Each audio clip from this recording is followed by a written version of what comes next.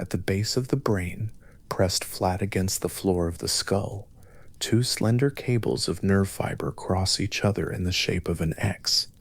They carry light, not the experience of light, not the color or the brightness as a mind would know it, but the raw physical fact of it, the wavelengths, the intensity, the duration of the morning, pressing through the eyes and traveling inward along a route older than any thought.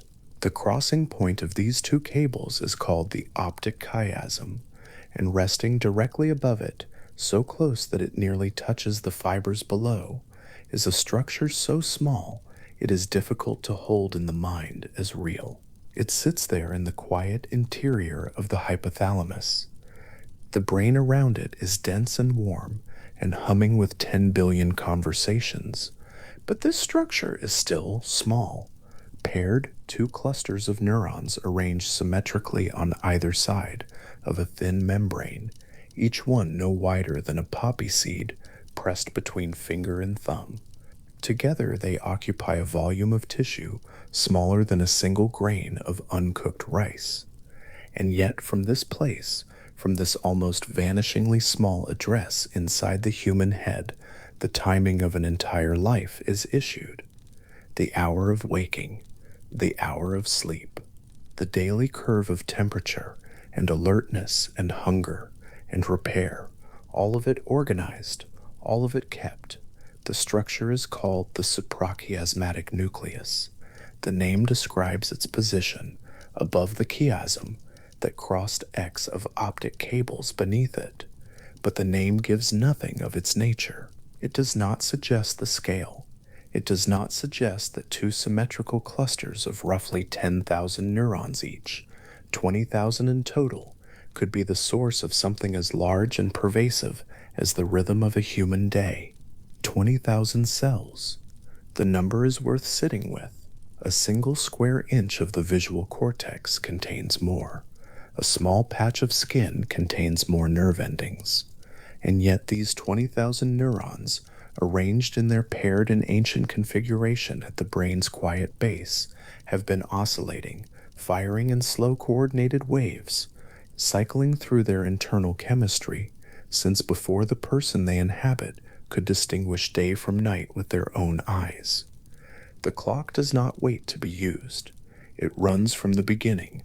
Directly below the suprachiasmatic nucleus, the optic chiasm spreads like a pale, flat X pressed against the floor of the skull. The fibers that make it come from both eyes. They carry signals from the retina, the light-sensitive lining at the back of each eye, and at the chiasm they partly cross. Fibers from the inner half of each retina decussate, crossing to the opposite side, while fibers from the outer half continue straight.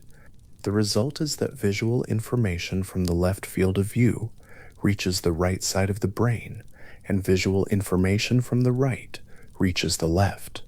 This crossing serves the visual system. It helps the brain build a unified picture of the world in front of the face.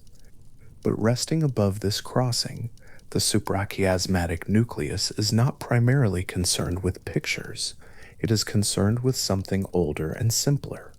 It wants to know one thing, and one thing only. Is it light or is it dark? The answer to that question will set the pace of everything.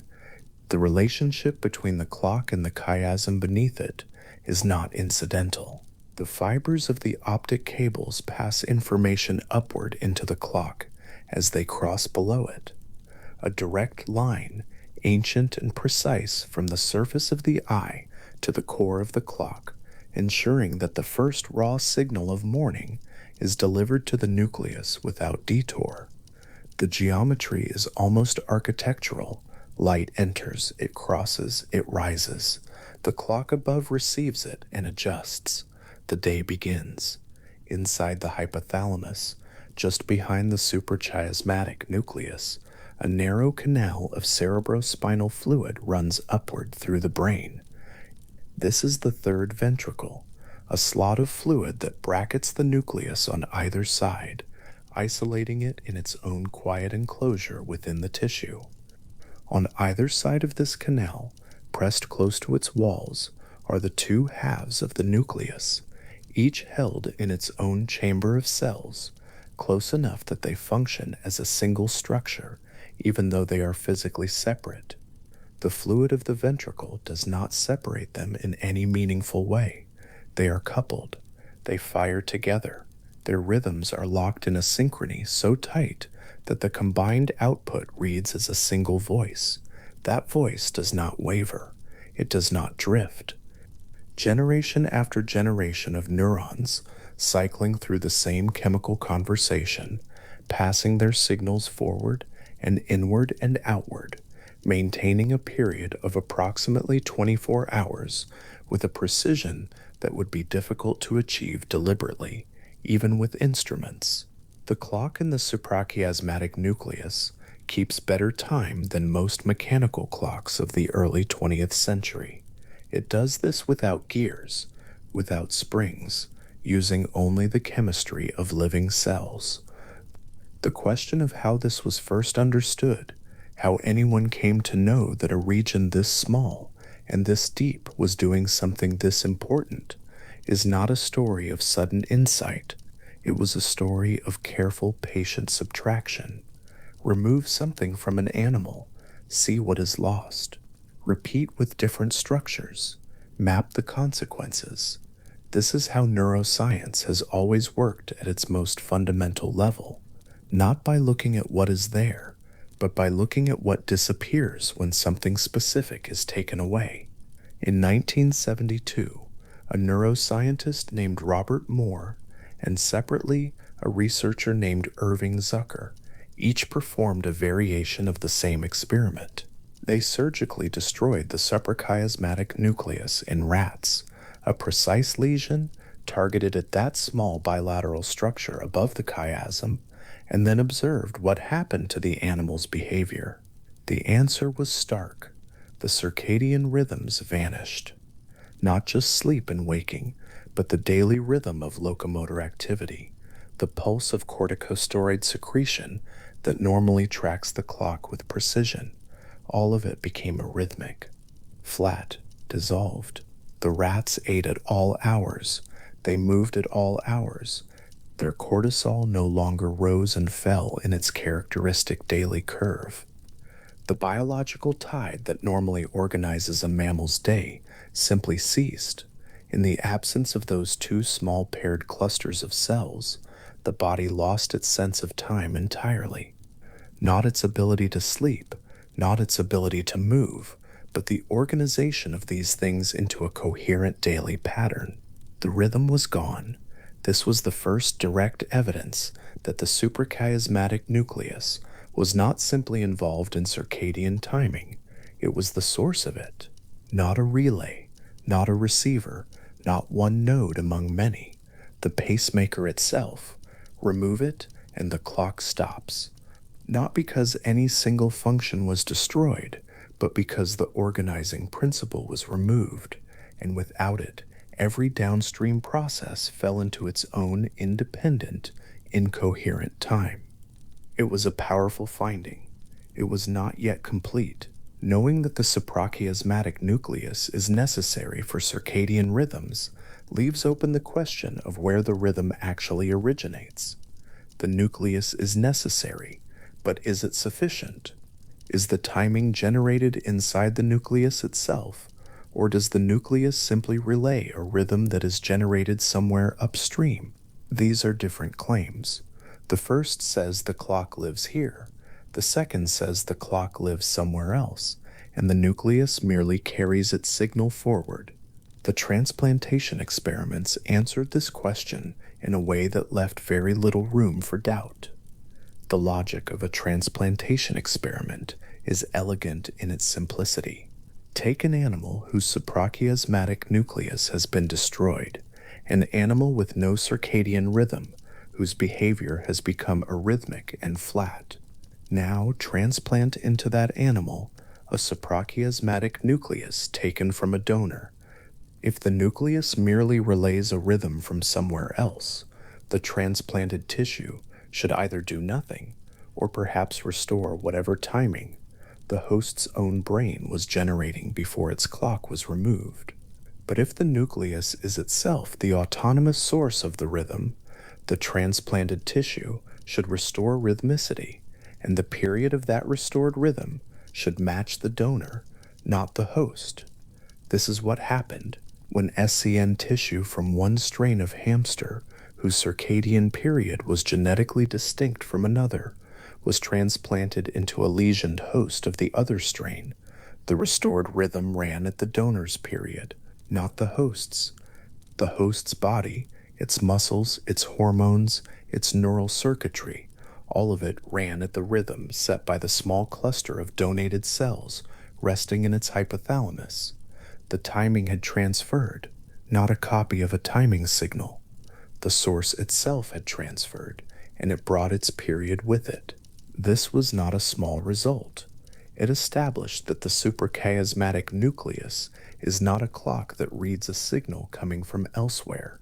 It is itself the oscillator. It generates the period from within its own cellular and molecular machinery.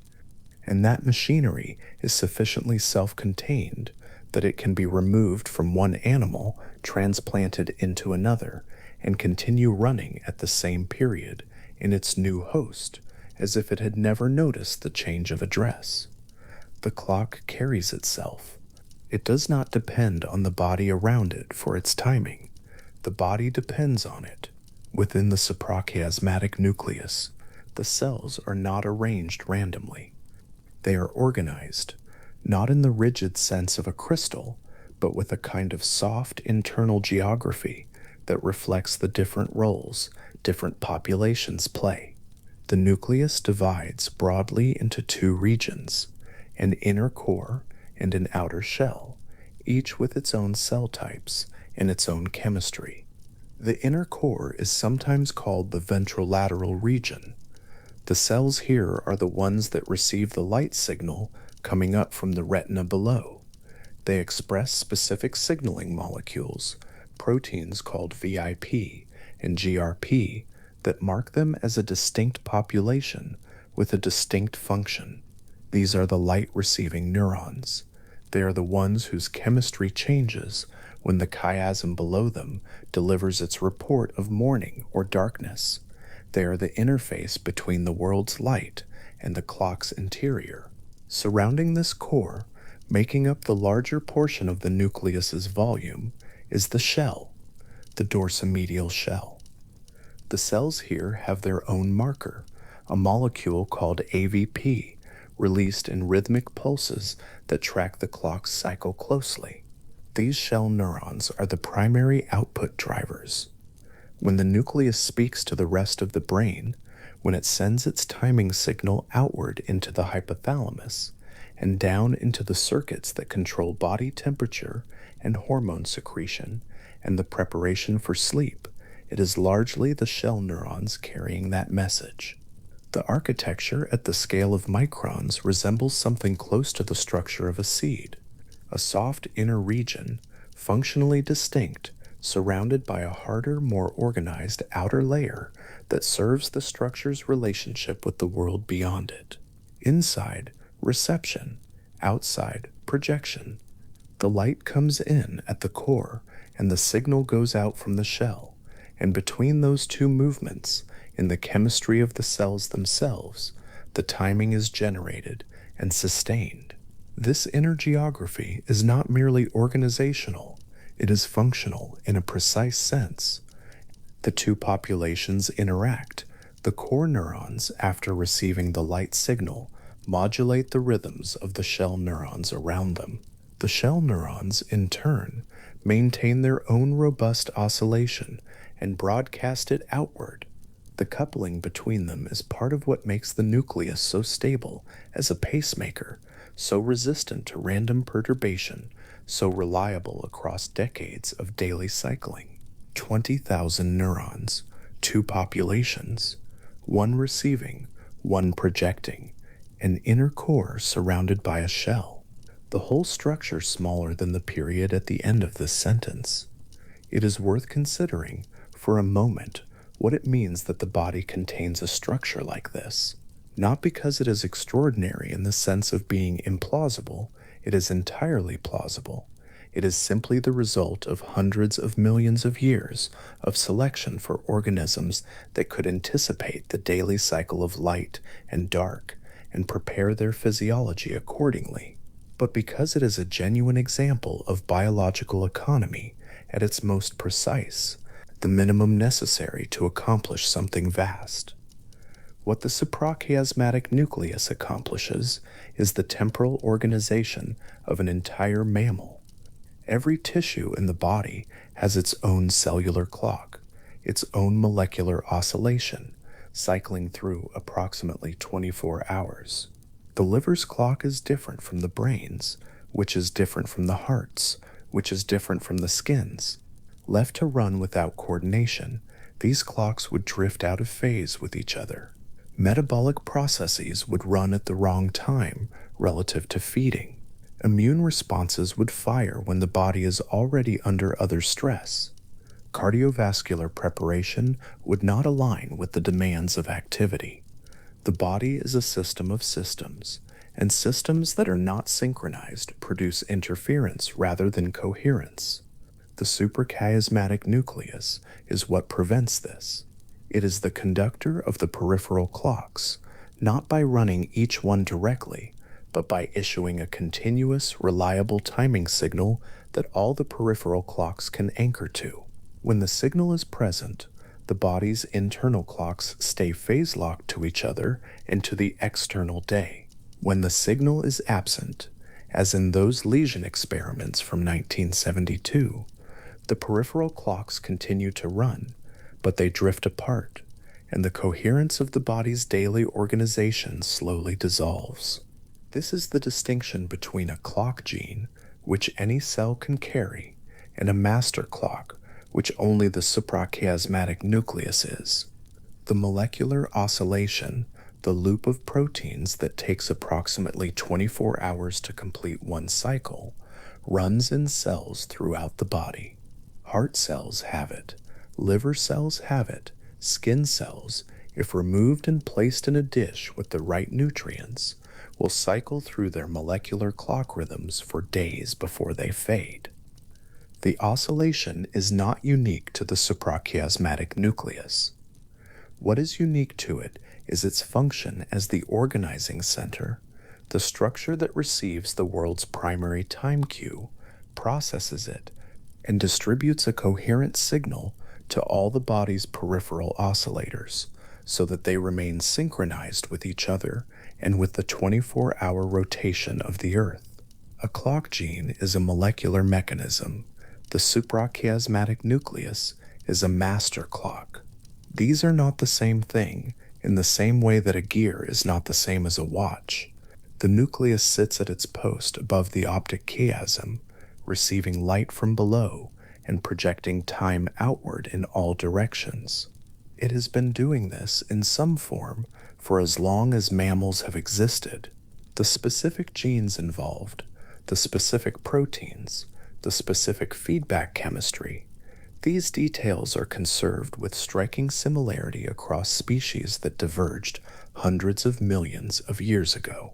The fruit fly's molecular clock uses the same basic logic as the mouse's, which uses the same basic logic as the human's. The mechanism is old. The nucleus that houses it is old. The function it performs is so fundamental to organized life on a rotating planet that almost nothing about it has been left behind by evolution.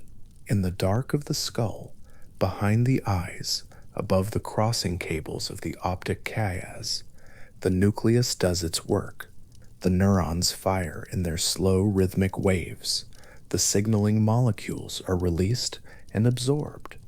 The molecular clock inside each cell completes another of its long, slow cycles. And the body, all of it, from the first cell of the liver to the last fiber of the skin, adjusts itself to the time the nucleus is keeping. This happens while the person is awake. It happens while they sleep. It happened last night. It will happen tonight. It has happened every night of this life, and will continue for every night that remains. The clock does not rest. It does not require attention. It does not even require that the person whose body it inhabits be conscious for it to function. The timing goes on in the dark and in the quiet, in the small paired structure that rests above the crossing of the nerves, smaller than a grain of rice, older than language, keeping a rhythm the body has trusted for as long as bodies have needed to trust anything at all. What the transplantation experiments showed, and this is perhaps the most quietly striking thing about them, is that the rhythm is not abstract. It is not a property of the whole organism. It is not a field or an emergent phenomenon arising from the interaction of 1,000 different systems. It is a physical object, a small bilateral transplantable object. It can be lifted from one animal and placed in another, and it will continue running the same period, the same phase, the same chemical cycle, ticking forward in its new home as if nothing had changed. Biological time, it turns out, is not a metaphor. It is not a way of describing the slow coordinated movements of a vast and distributed system. It is a specific material thing, situated at a specific anatomical address, made of a specific number of cells, and it can be moved, and when it is moved, the time it keeps comes with it. The cells of the suprachiasmatic nucleus were not shaped by anyone's intention.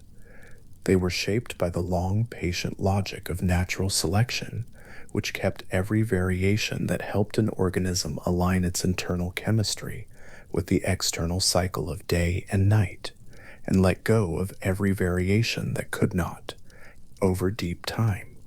Time measured not in years or centuries, but in the slow accumulation of small advantages across millions of generations.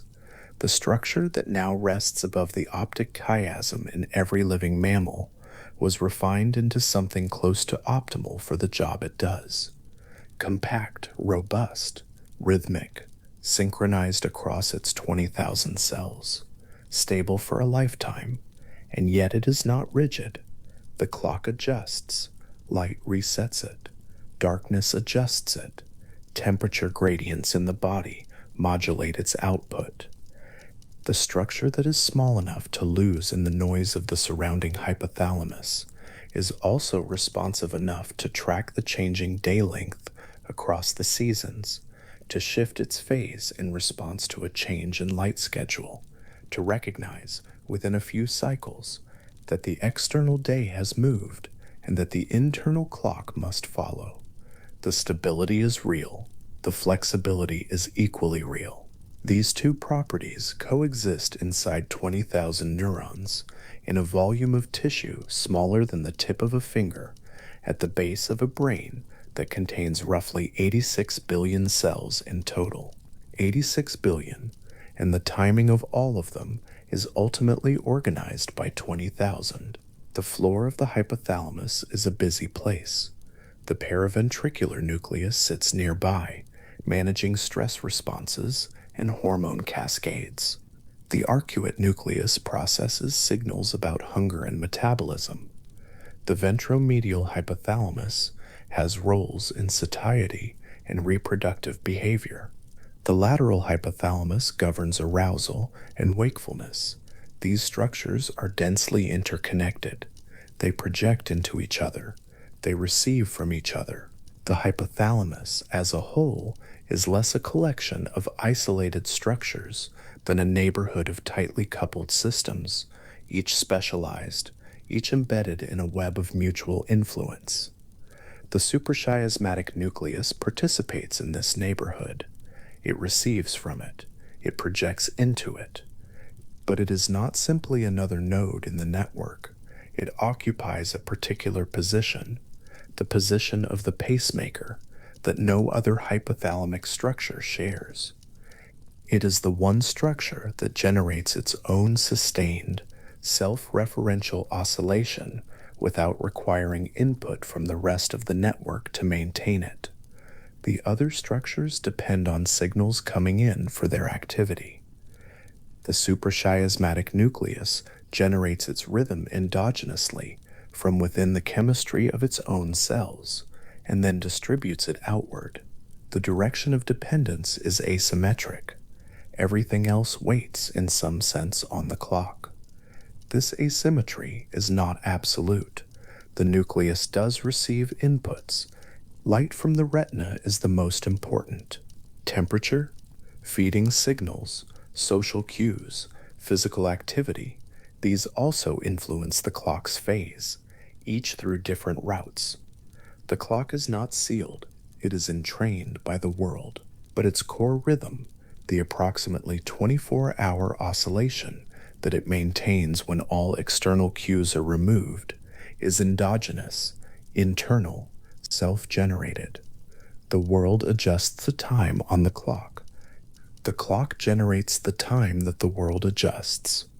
There is something almost architectural in this arrangement, a structure that keeps its own measure, that requires the environment to synchronize it rather than to produce it, that would go on oscillating in a lightless world at a period close to but not quite equal to 24 hours, because it is not a perfect clock, but a biological one, and biological clocks are not exact, but they are close enough that a daily reset from sunlight is sufficient to keep them aligned with the planet's rotation, close but not exact, endogenous but not sealed, stable but not rigid. These qualities define what it means to be a biological clock rather than a mechanical one, and they are all present in the suprachiasmatic nucleus, compressed into a volume of tissue that a careful hand could conceal behind the head of a pin. In the early morning, when light first crosses the threshold of the eyes and begins its descent along the optic cables toward the chiasm below, the suprachiasmatic nucleus is already preparing for it. The cells of the nucleus have been cycling through their internal chemistry through the night, and by the time the light signal arrives, many of them are in the phase of their cycle that is most sensitive to that signal, ready to receive it, ready to incorporate it, ready to use it to anchor the next 24 hours to the turning of the earth. The light arrives. It presses upward from the chiasm into the core of the nucleus. The core neurons respond. They carry the signal inward into the shell neurons that surround them. The shell responds, the output begins, and another day is anchored. This has happened every morning since the first morning this person woke to light. It will happen again tomorrow. The nucleus will be there, pressed against the top of the chiasm, smaller than a grain of rice, older than anything that could be called human, keeping the time that the body has trusted since before it knew what trust was. The transplanted SCN tissue, placed in the hypothalamus of an animal with no clock of its own, did not take time from its new host. It brought its time with it. The period it carried, encoded in the chemistry of its 20,000 cells, running in the molecular cycle that each cell was already sustaining independently, was the same period it had kept in its original body. The host's muscles, hormones, neural circuits, all of them adapted to it. They aligned to it. They ran at the period the donor tissue was keeping, because that was the only period being generated, and the body, left without its own organizing signal, settled gratefully around the one that was offered. Biological time transferred. Not a copy, not an echo.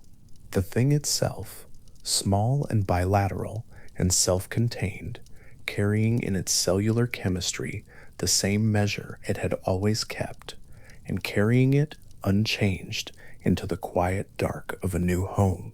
The clock does not know it has moved. It only keeps on keeping the time it knows. Deep in the interior of the brain, past the long corridors of gray matter, past the branching arbors of neurons that carry the noise of the day, there is a space so small it could rest at the tip of a finger without spilling over the edge. Inside that space, inside one of its 20,000 cells, something is about to begin. The cell has a nucleus, The nucleus contains DNA wound in slow coils, and in this moment, at the start of a new molecular day, two proteins are finding each other in the quiet dark of the cytoplasm and drifting together toward the DNA, preparing to start a clock that will not stop for a lifetime. The two proteins are called clock and BML1. Separately, they do almost nothing of consequence. Together, once they have locked into each other at their shared binding surface, they become something different, a single complex with a precise affinity for a short sequence of DNA that appears in the promoter regions of specific genes. That sequence is only 6 letters long in the language of the genetic code. It is called an E-box element. And when the joined clock BML1 complex settles against it, it acts as a key turning in a lock, opening those genes for transcription, beginning the slow molecular cascade that will take almost exactly 24 hours to complete and then begin again. This is the start of the loop. Not the middle, not the end, but the very beginning, the moment when the activating complex binds, the moment when the silence of the previous cycle finally ends and the machinery begins to move again. The genes that clock and BML1 open are called period and cryptochrome. There are several variants of each. In the human genome, there are 3 period genes and 2 cryptochrome genes, each slightly different, each contributing its own thread to the same overall pattern. When clock and BML1 bind the E-box elements near these genes, the cellular machinery reads the DNA and begins producing messenger RNA, long thin strands of encoded instruction that leave the nucleus through small pores in its membrane and travel out into the cytoplasm, where the cell's protein-building structures will eventually read them and begin constructing the proteins they describe. This does not happen quickly. The messenger RNA strands emerge from the nucleus and drift into the cytoplasm, where they wait, and where they are slowly, steadily translated into protein. PER protein accumulates, Cori protein accumulates, but the process takes hours, not minutes, not seconds, but many hours of slow molecular buildup, protein by protein, molecule by molecule, the concentrations inside the cell rising with a gradual patience that is the first structural reason the loop takes a day to complete rather than an hour. Think of the cytoplasm as a quiet room that is slowly filling. The proteins enter it, one at a time, each newly synthesized molecule adding its small increment to the whole, and the whole rising so slowly that the change is invisible at any given moment, but becomes impossible to miss across the span of many hours. PER and CRY gather in the cytoplasm the way light gathers at the edge of a long winter dawn, the process too slow to watch, the result undeniable by the time it has run its course. And while that accumulation proceeds, clock and BML1 are still bound to the DNA, still driving transcription, still opening the period and cryptochrome genes, because the concentration of the proteins those genes produce has not yet reached the threshold that would stop them. The activating complex does not know to stop. It has no sensor, no eye turned toward the cytoplasm, watching the level rise. It continues because nothing has told it not to. This is a feature, not an oversight. The delay between the activation of transcription and the eventual silencing of that same transcription is not a lag to be corrected. It is the mechanism itself. The delay is where the time lives. After several hours, the PER and CRY proteins in the cytoplasm have reached a concentration where something new becomes possible. PER and CRY begin to find each other. Individual PER and CRY molecules make contact and form loose associations.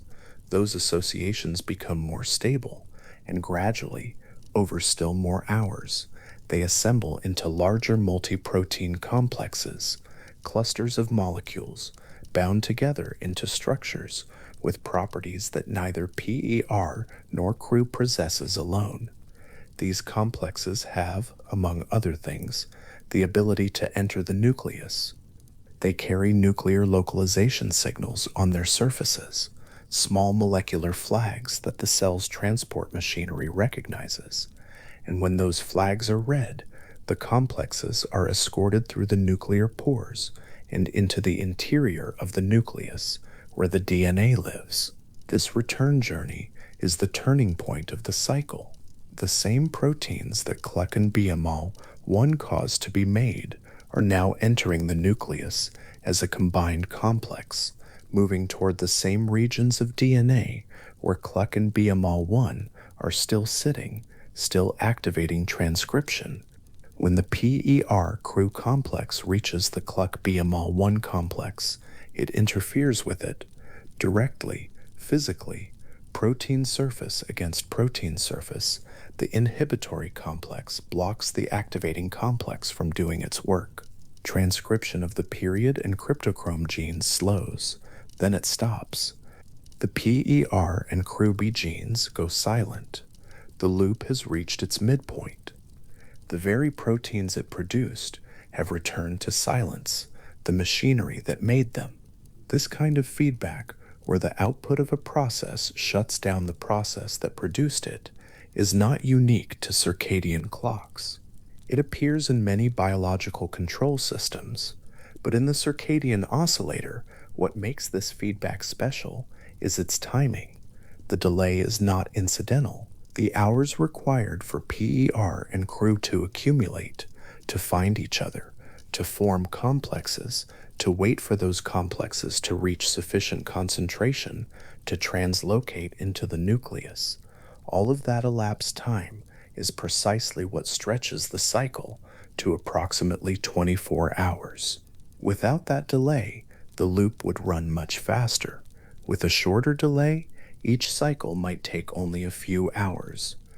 The biology has found, through long evolutionary refinement, the particular combination of synthesis rates and protein stabilities and transport kinetics that produces a period close to 1 day, the period that matches the rotation of the Earth. There is something deeply satisfying in that correspondence, not engineered, not aimed at, but arrived at through the ordinary processes of selection, acting on variation across enormous stretches of time. The organisms that matched the cycle of light and dark had an advantage. The mechanism that produced the best match was the one that persisted. And what persisted was this loop, these particular proteins, this particular delay, this particular period, because the Earth turns in 24 hours, and the loop that matched that turning served life better than any other. The silence in the nucleus does not last. It cannot, because the PER and CRU proteins that enforced it are themselves being degraded. Proteins in cells are not permanent. They are marked, tagged, broken down, and their components recycled, a continuous process of renewal that is the reason cells can change their internal state at all. PER protein is subject to this degradation with particular precision, and the precision is introduced by an enzyme called casein kinase. Casein kinase. There are two closely related forms, delta and epsilon, attaches phosphate groups to specific sites on PER protein. The addition of a phosphate group changes a protein's shape slightly, and that change in shape changes how other molecules in the cell interact with it.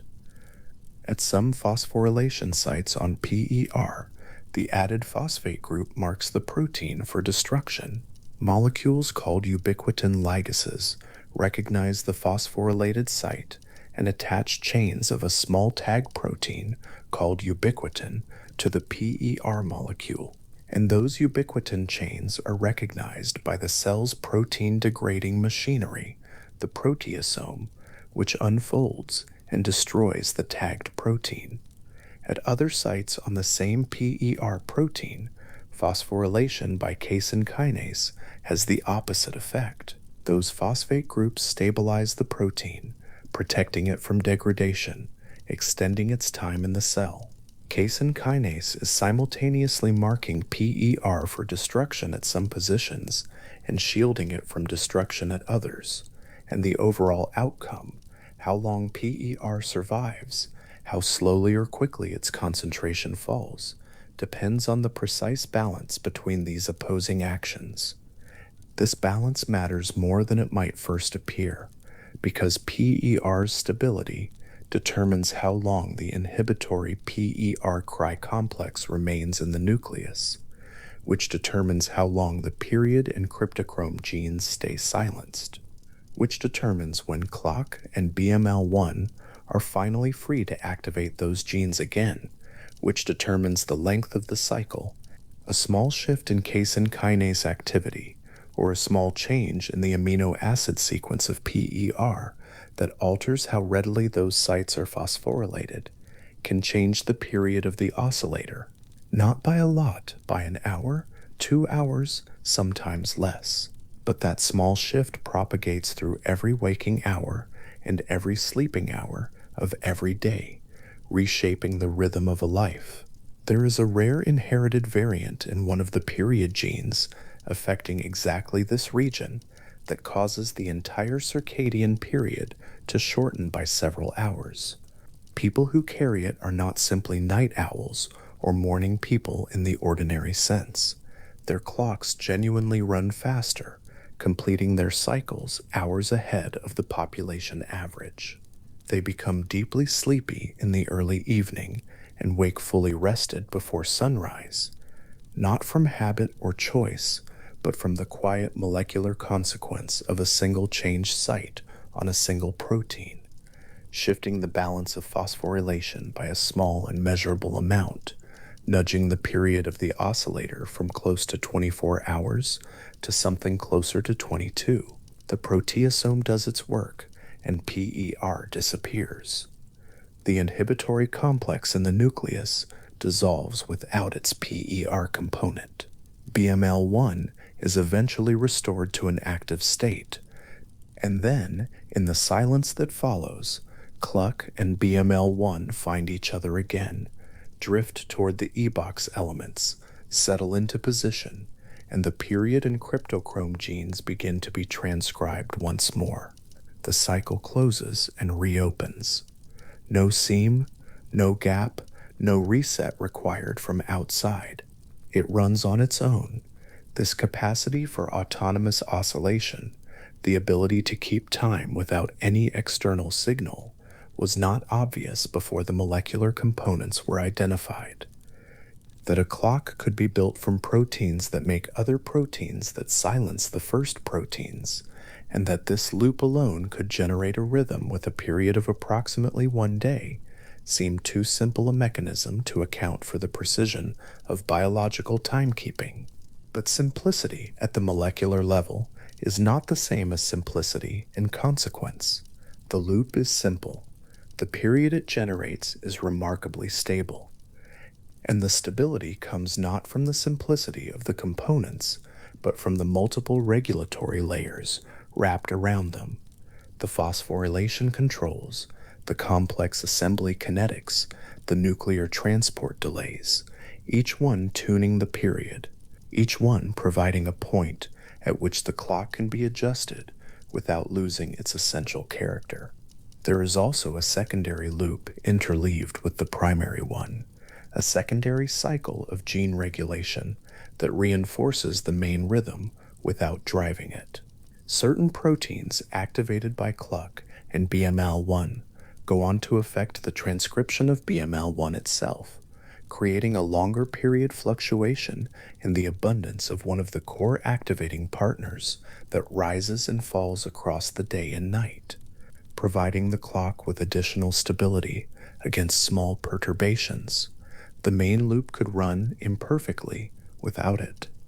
With it, the rhythm is more robust, more resistant to the kind of noise, random fluctuations in protein levels, stochastic variation in gene expression that would otherwise accumulate over days and degrade the precision of the period. A single cell, given all the components, will oscillate. It will do so continuously. It will do so in a dish, removed from the body, without any input from the outside world. The rhythm persists because the components generate it, not because anything instructs it from without. This autonomy is the most important thing about the molecular clock, and it was not easy to prove. For decades, it was assumed that circadian rhythms were driven by some external periodic signal, the light-dark cycle, the temperature cycle, some oscillating chemical in the blood. The idea that an individual cell could keep time on its own seemed to require something too precise to emerge from the ordinary biochemistry of a single nucleus. The experiments that proved otherwise came slowly, accumulated carefully, and required a way of measuring the clock's activity in live cells across many hours without destroying them. When the technology finally existed to watch individual isolated cells, what emerged was unambiguous. The cells oscillated, not in synchrony with each other, because they had no means of communicating once they were separated, but each one on its own, each one maintaining its own period, its own phase, its own rhythm. Some ran a little fast, some a little slow, the natural variation of any biological process, but all of them were clearly cycling, clearly ticking, clearly carrying inside them a mechanism that needed no instruction from outside to run. The architecture of this mechanism, the precise identity of the components, the detailed logic of how they interact, was worked out first, not in human cells, but in a much smaller organism. The fruit fly has a circadian clock. It governs when the fly is active, when it rests, when it emerges from its pupal case in the morning hours.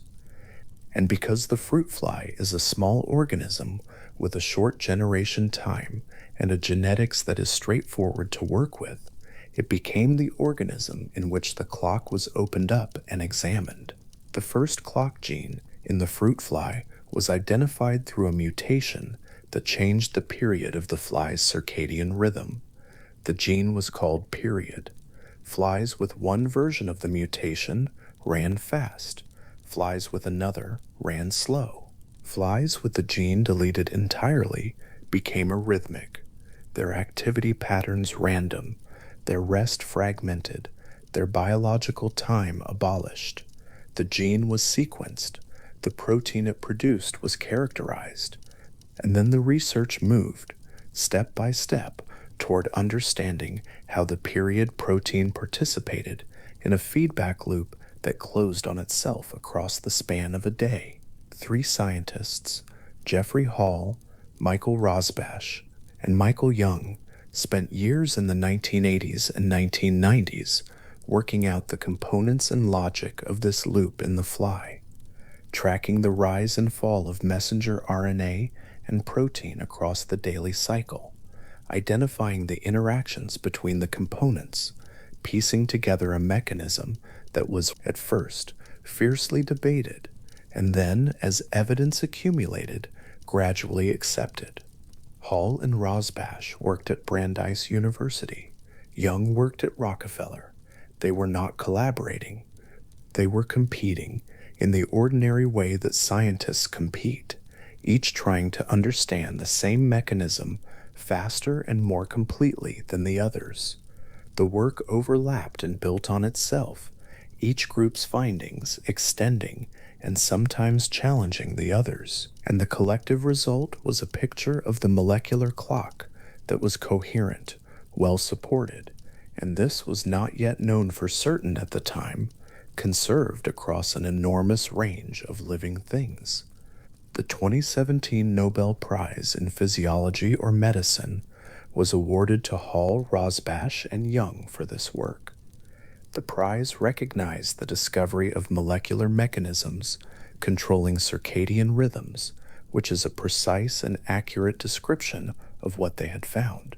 But the full weight of the discovery only became clear as mammalian biologists began looking at their own organisms with the molecular tools that the fly work had made available. What they found was this: the feedback loop discovered in the fruit fly was not a fly invention.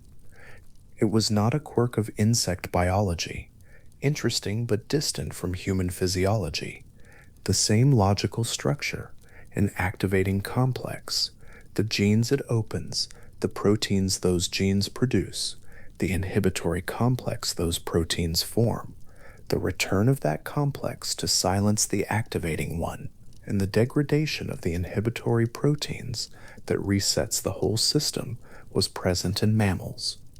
The protein names were different, the regulatory details were not identical, but the architecture was the same. Clock and BML, one in the mammal, played the roles that their counterparts played in the fly.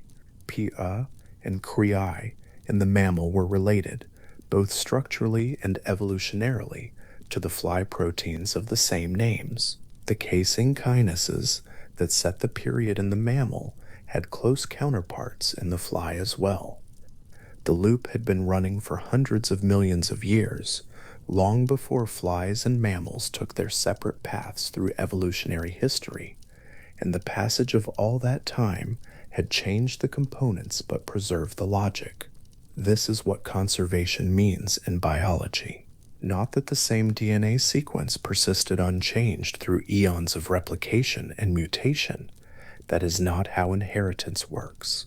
But that the same solution to the same problem, how to measure a day, was so useful that any organism that lost it was at a disadvantage, and so the mechanism was maintained, tuned, adjusted at the edges, but never fundamentally replaced. The fly's clock and the mammal's clock and the clock ticking in a single-celled organism in the ocean are not the same, but they share a deep structural kinship that points to a single, ancient origin.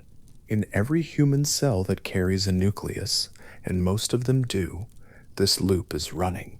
In the cells of the liver and the heart, and the skin and the lungs, in the cells of the intestinal lining, and the cells of the adrenal gland, and the cells of the bone marrow. The period and cryptochrome genes are being transcribed, and their proteins are accumulating and forming complexes and returning to the nucleus to silence the genes that made them, over and over, cycle after cycle, with a period that is close to 24 hours in each cell type, each running its own local time. Most of these cellular clocks drift slightly out of synchrony with one another, and with the world, if they are left entirely to their own devices. The mechanism inside each cell is self-sustained, but its period is not exactly 24 hours in every cell. It is close, but the variation is real, and without periodic correction, the clocks would gradually drift apart. The body's internal timing, fragmenting into a kind of molecular static, where different tissues are at different phases of their cycles simultaneously. The synchronization that prevents this fragmentation comes from signals that travel between cells and between organs, signals that carry timing information from a central source and distribute it widely through the body. At the center of that distribution, coordinating the molecular clocks running in peripheral tissues throughout the body, sits a structure in the brain with its own cells and its own molecular clock, one that is more robustly coupled, more resistant to perturbation, more precisely maintained than the clocks in most other tissues. The structure is small, smaller than most people, told its size, would believe could matter. But it is the one that sets the pace, the one whose signal synchronizes the molecular cycles running in cells across the body's entire extent, the one that receives information from the outside world and uses it to keep the internal clock aligned with the turning of the planet. Every cell in the body is in a sense a clock, but not every clock is the same. Some run more precisely than others. Some are more sensitive to external input, better positioned to receive the signals that tell the internal world what time it is in the external one. And some are connected to so many others, upstream and downstream, receiving and transmitting, that they function less as individual timekeepers than as a timekeeper for the whole. The molecular loop is the same in each of them. Clock finds BML1. They move toward the DNA and open the period and cryptochrome genes.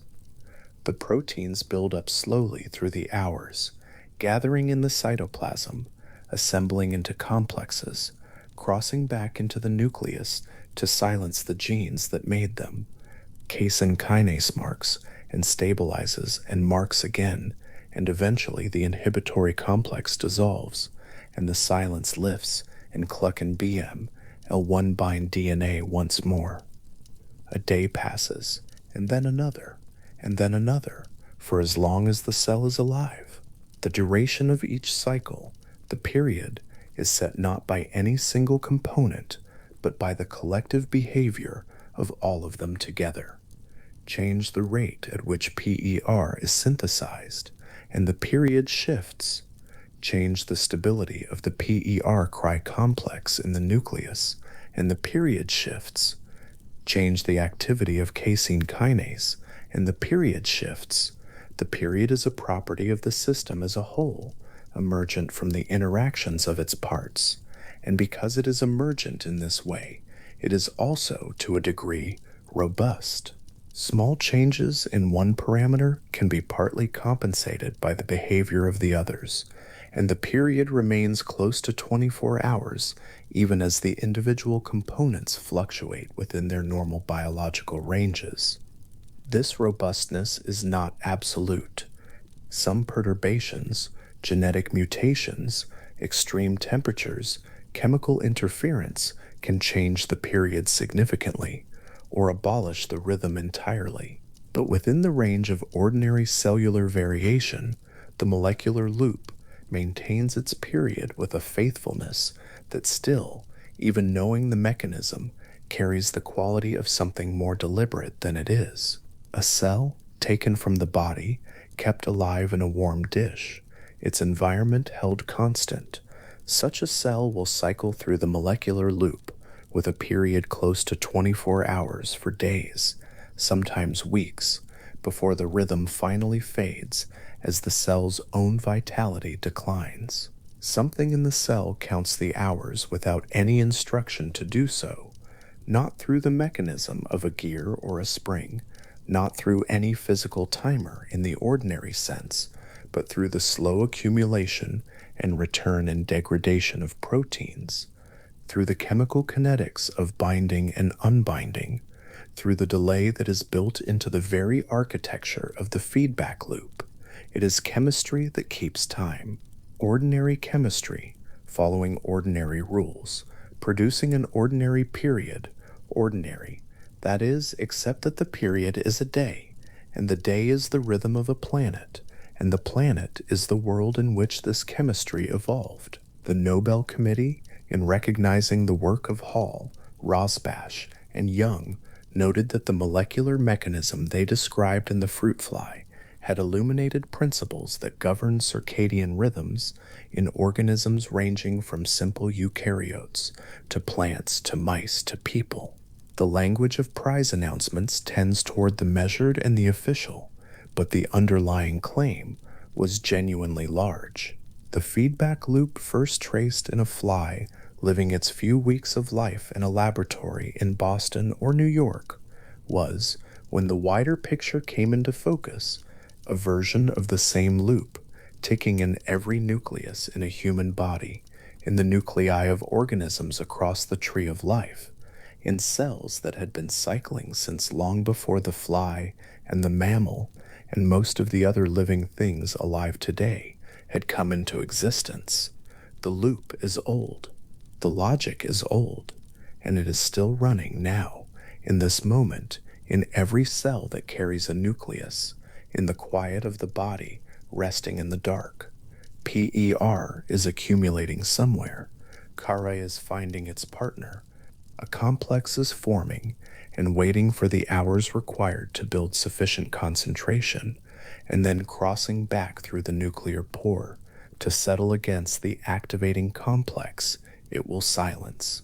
Casein kinase is adding phosphate groups to sites on PER protein, marking some for destruction, protecting others, setting the rate at which the inhibitory complex dissolves and the cycle resets.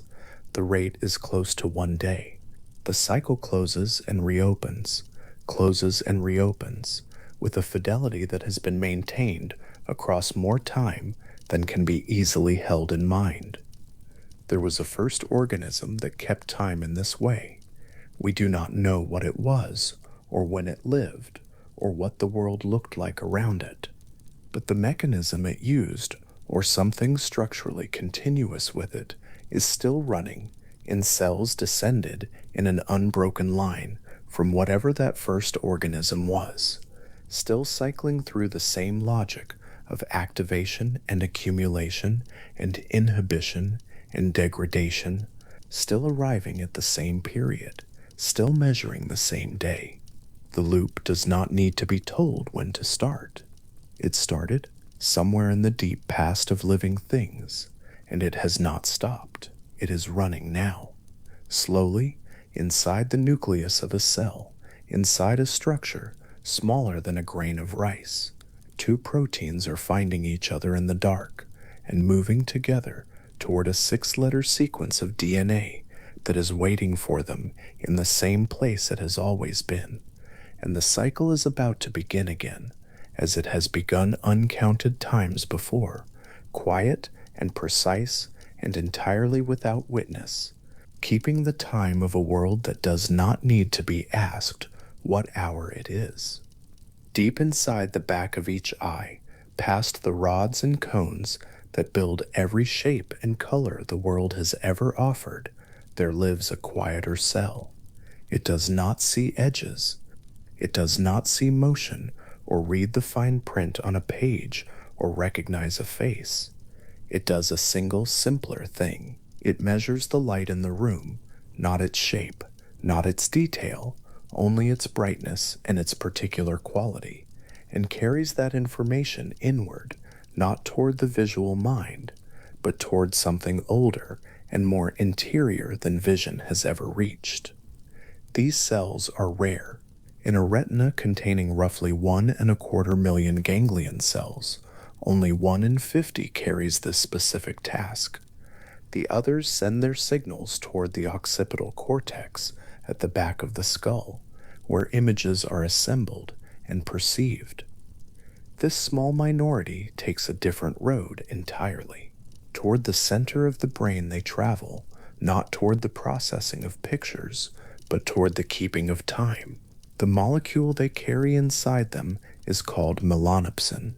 It is a light-sensitive protein, folded and coiled inside the cell membrane in a configuration that has been tuned, across long ages, to respond most strongly to a particular wavelength of light, the short, cool blue-white of an open sky near 480 nanometers, the color of mid-morning, the color of the sky through a window an hour after sunrise.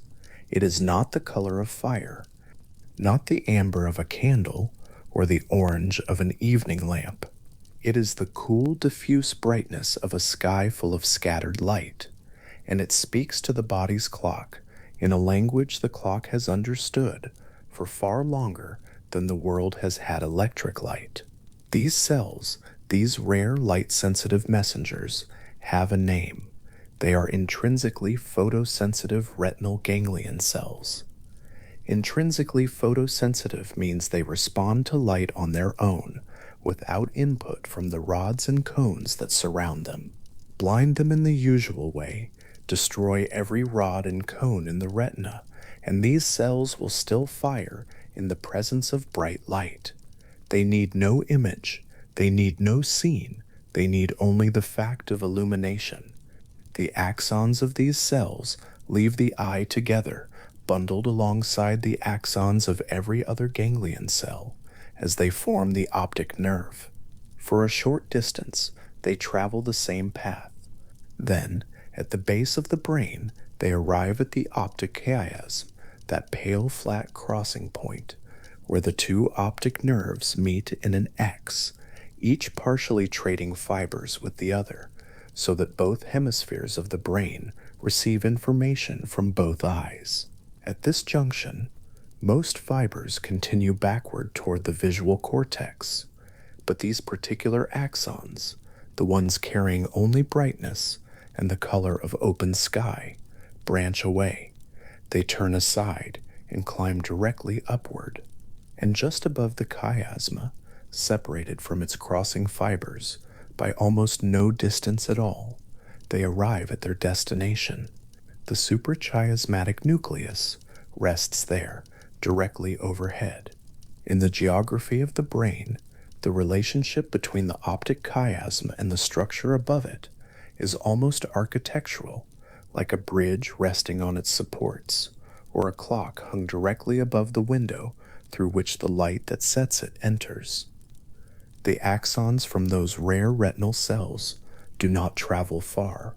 They end almost immediately, making synaptic contact with the cells of the nucleus in a tight, dedicated pathway. This pathway carries a single piece of information: how bright it is and when. The cells in the lower, inner region of the nucleus receive it first, translating light into chemistry, and from that chemistry, the entire clock either advances or waits. This retinal to clock pathway has its own name. It is the retinohypothalamic tract.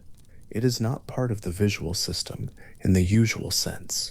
A person can lose their entire capacity for formed vision, can have no experience of images at all, and still have a functioning retinohypothalamic tract, still have their clock set each morning by the light that falls on their sleeping face through a window. The system that tells time and the system that sees the world are built from different materials and run in parallel, sharing only the eye in which they both begin.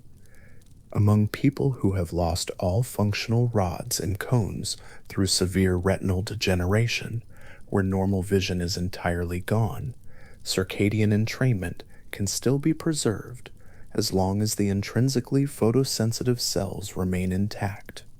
The clock does not depend on vision. It depends only on these rare melanopsin-bearing messengers surviving and doing their single ancient work. This finding settled a question that had been open for some time. The system that reads the time of day and the system that reads the face of a friend are not the same system. They share only a beginning. When a pulse of morning light crosses the lens and spreads across the retina, those sparse cells respond.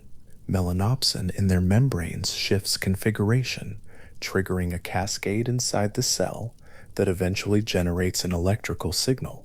The signal travels down the retinohypothalamic tract, arriving at the synaptic terminals pressed against the ventrolateral core of the suprachiasmatic nucleus. There, two neurotransmitters are released together.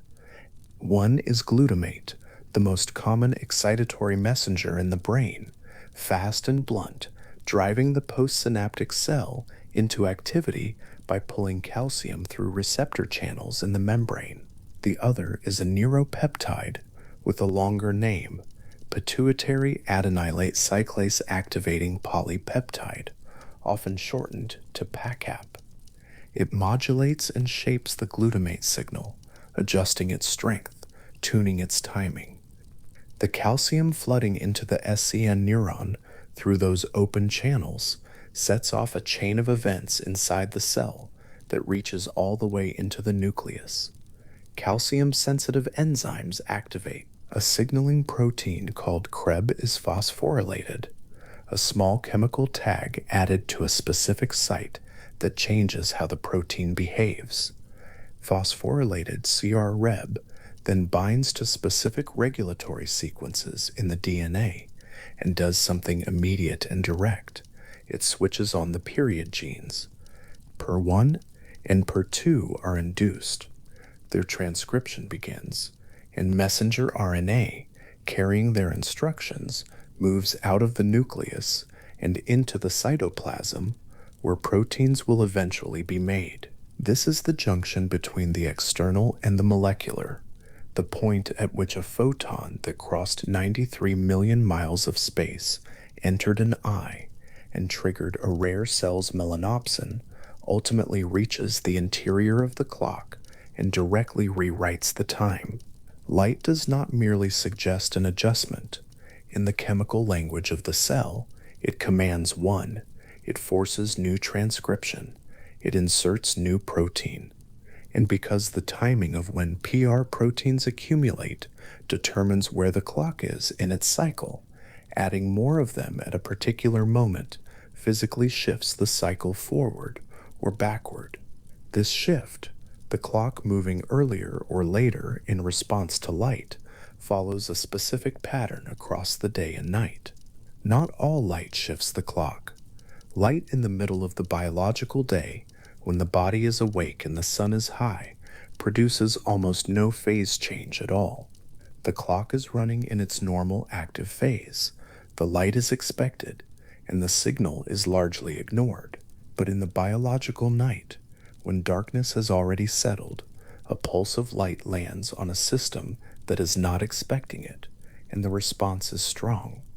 Light arriving in the early portion of the biological night, the hours just after dark has fallen, when PERAR proteins are still rising, delays the clock. The phase shifts later. The next day, the body will want to wake a little later than it did before. Light arriving in the late portion of the biological night, the hours before the expected sunrise, when PER proteins have already peaked and are being broken down, advances the clock. The next day, the body will want to wake a little earlier. These effects and their relationship to clock phase can be mapped into a curve, a phase response curve, that describes, hour by hour across the 24-hour cycle, what a pulse of light will do to the clock. In the early night, the curve descends into a valley. Light here pushes the clock backward. In the late night, the curve rises. Light here pushes it forward. In the day, the curve is nearly flat. The landscape of the phase response curve is the landscape of circadian vulnerability and resistance, a map of when the clock can be moved and when it cannot. A brief pulse of light at 2 in the morning, delivered in a laboratory to a sleeping person, will shift that person's entire sleep-wake timing by an hour or two in the days that follow. The person need not wake, need not be aware of the light at all. The photons find the melanopsin-containing cells. The retinohypothalamic pathway carries the signal. Glutamate and PACAP are released at the SCN synapse. Per genes are transcribed, and the clock moves. All of that chemistry unfolds in darkness and silence while the body sleeps, completely unaware. This is the mechanism behind the misalignment of traveling across time zones, behind the disruption of working through the night, behind the slow drift that accumulates across a long week of late evenings lit by blue-white screens. In each case, the same cell type, the same photopigment, the same limited wavelength range, the same retinohypothalamic pathway, the same glutamate, the same CREB, the same per-gene induction, all are engaged or suppressed at the wrong hour, and the clock moves when it was not meant to, or fails to move when it was. The clock has no way to distinguish sunlight from the light of a screen. Melanopsin cannot check the source. It measures wavelength and intensity, and a bright screen held close in a dark room, emitting light rich in the wavelengths near 480 nanometers, is indistinguishable to these cells from the pale sky of early morning. The signal travels inward. The per genes are nudged. The clock records an instruction it did not need. But the retina is not the only place in the body with a relationship to light. The skin contains opsins, The liver contains clock genes that can respond to feeding schedules. The muscles respond to exercise. All of these peripheral tissues carry molecular clocks, built from the same clock and BML1 and PR and cry proteins that tick in the suprachiasmatic nucleus, and all of them can be pushed and pulled by local signals. But only the SCN receives direct monosynaptic input from the retinohypothalamic tract. Only the SCN is reset each morning by the light that enters the eye. It is this directness, this dedicated private channel between the retina and the master clock, that gives it authority over all the others. The peripheral clocks can drift. Given enough disruption, irregular meals, irregular exercise, irregular light, they will slide out of alignment with the SCN and with each other. But under normal conditions, the SCN keeps them synchronized. It broadcasts its own timing signal through hormones and autonomic nerves and diffused peptides, and the body's many organs receive and follow. The clock in the liver, and the clock in the heart, and the clock in the adrenal gland all tick in relationship to the one structure whose time is set each morning by the first light of the day. The question of what the clock keeps as its natural, undisturbed period, the period it runs at, when no light reaches it, no morning resets it, no external schedule imposes itself, was answered by a series of experiments in the latter half of the 20th century that required a particular kind of patience. Michel Siffres was a French cave explorer who, in the summer of 1962, lowered himself into a glacier cave in the Alps and spent over 2 months in complete isolation from natural light and all external time cues. He had no clock. He had no window. He had only his tent, his instruments, and his own body. He slept when he felt tired, ate when he felt hungry, and called the surface team every time he thought a new day had begun. At the surface, the team logged each call and watched the pattern unfold. In the cave, Siffre believed he was living through 60 days. When he finally climbed out, he had actually been underground for 61. His days had been running slightly longer than 24 hours, not by much, but consistently. Without light to correct him each morning, his clock had been following its own natural period, and that period was a little longer than the day the world was running on above him. He had drifted slowly, one margin of a day at a time, and he had not felt it. The same observation appeared in controlled isolation experiments conducted by Jürgen Aschoff and Rutger Wever, who built an underground isolation facility in Bavaria, where volunteers could live for weeks without access to clocks, natural light, or any time-giving cues from the outside world. Day after day, those volunteers showed a free-running rhythm. Their sleep-wake cycles drifted progressively later. Their body temperature cycles, their hormone rhythms, their patterns of alertness and fatigue, all drifted together, following an internal clock that ran at approximately 24 hours and 10 to 20 minutes, 24.1 to 24.2 hours. That is the average endogenous period of the human circadian clock, measured in the absence of light. It is close to 24 hours, close enough that in the presence of a normal light-dark cycle, the small daily error is corrected each morning without any detectable disruption. But without light, the error accumulates.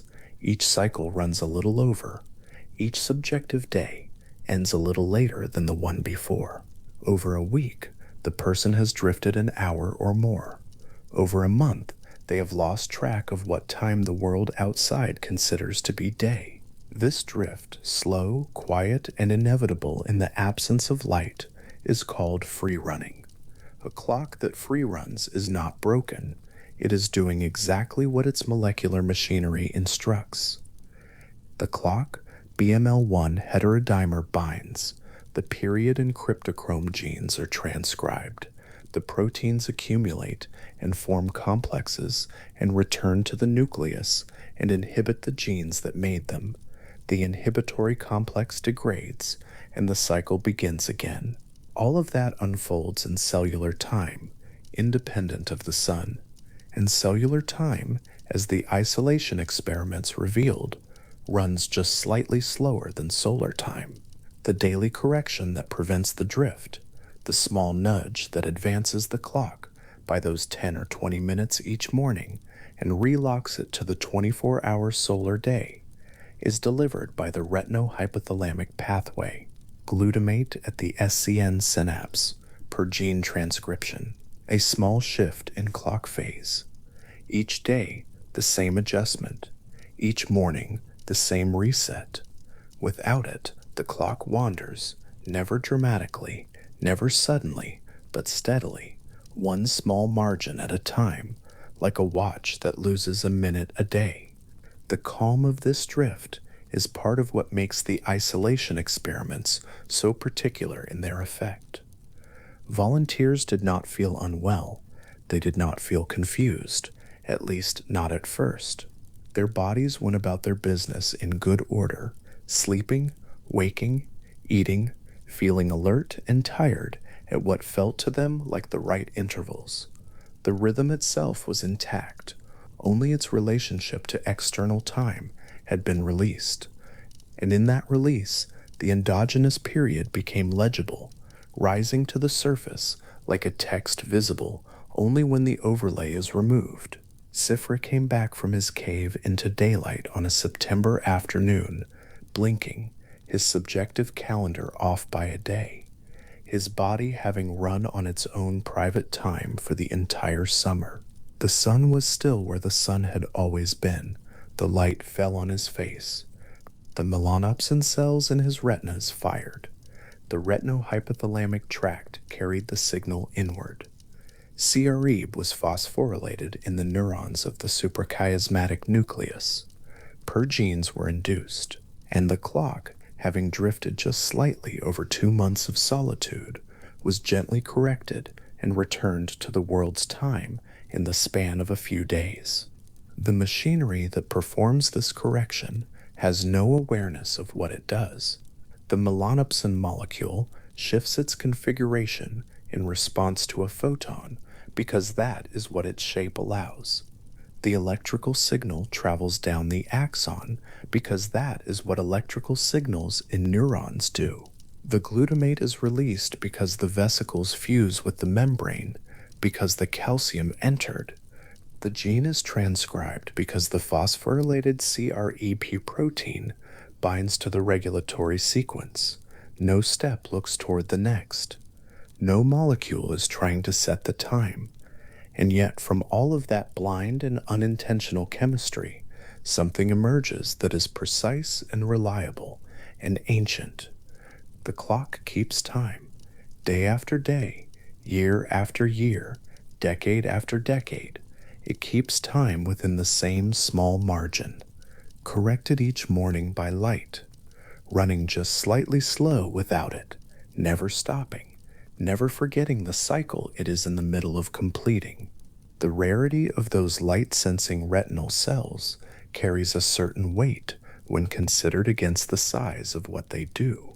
Fewer than 40,000 of them in both eyes combined, scattered thinly across the inner retinal surface, each bearing its melanopsin, each sending a single long axon toward the base of the brain. That is all.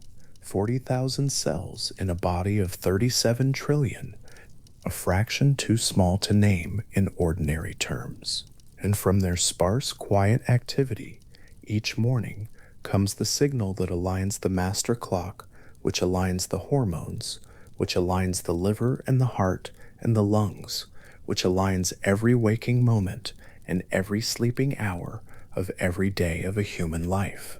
There is something worth sitting with in the smallness of that pathway, not the vast number of neurons that process vision, not the grand cascade of the visual cortex, tiny specialized population of cells that never see a single image, that carry only one message, that have been performing this single function since long before there were brains capable of constructing a visual world from the raw material of light. They are older than vision, in some sense. The need to know what time it is may be older than the need to see where things are. In animals that have lost their eyes entirely through evolution, cavefish, blind mole rats, species that have spent thousands of generations in permanent darkness, the circadian clock persists. Different tissues retain some light sensitivity. Some species retain rudimentary photoreceptors buried in the brain itself. The need to track the passage of the day does not disappear when the eyes do. It finds another way, or it continues in the absence of any way, free running in the dark at whatever period its molecular loop produces, uncorrected by a sun it can no longer reach. For the rare people who have lost functional rods and cones but retained their intrinsically photosensitive cells, the experience of daily life is complex and particular. They see nothing in the ordinary sense. Light does not form for them into shapes or faces or colors, but their clock still entrains to the light-dark cycle. They wake in the morning and grow tired in the evening in approximate synchrony with the people around them, guided by a photoreception that has no perceptual character at all, no quality, no image, no awareness, just chemistry, just the melanopsin shifting, the axon firing, the glutamate releasing, and the clock receiving. This dissociation between seeing and timekeeping, between the experience of light and the biochemical recording of it, points toward how old and how separate the clock system really is. Vision, in the full cognitive sense, is a relatively recent development in evolutionary time. The molecular clock is ancient. It appears in single-celled organisms that have no nervous system at all, no optic nerves, no hypothalamus, no photoreceptors in any conventional sense. They still track the passage of approximately 24 hours, oscillating in cycles of chemistry that have been running for longer than animals have existed. In those earliest clock keepers, the light sensing and the timekeeping machinery may have been the same thing, a single molecule, sensitive to both light and the chemical state of the cell, alternating across the day and night in a cycle tied directly to the sun. As organisms grew larger and more complex, the clock was internalized. The oscillation was maintained, not by direct light sensitivity in every cell, but by a feedback loop of gene products that could run in the dark, corrected from the outside when light reached a dedicated sensory surface.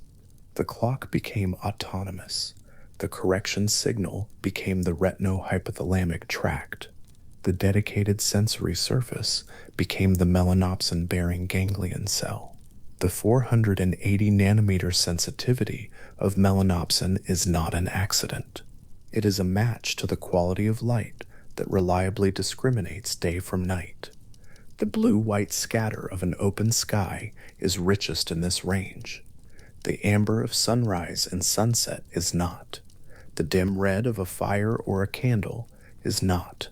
For most of human evolutionary history, the light of the day was distinctly different in spectral quality from the light of the night, and the photopigment that carries the time-setting signal was calibrated to that difference. When artificial light began to fill the night, that calibration was not updated. It could not be.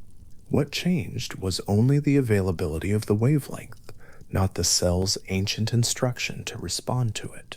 The cave in which Sifri spent his summer was not dark.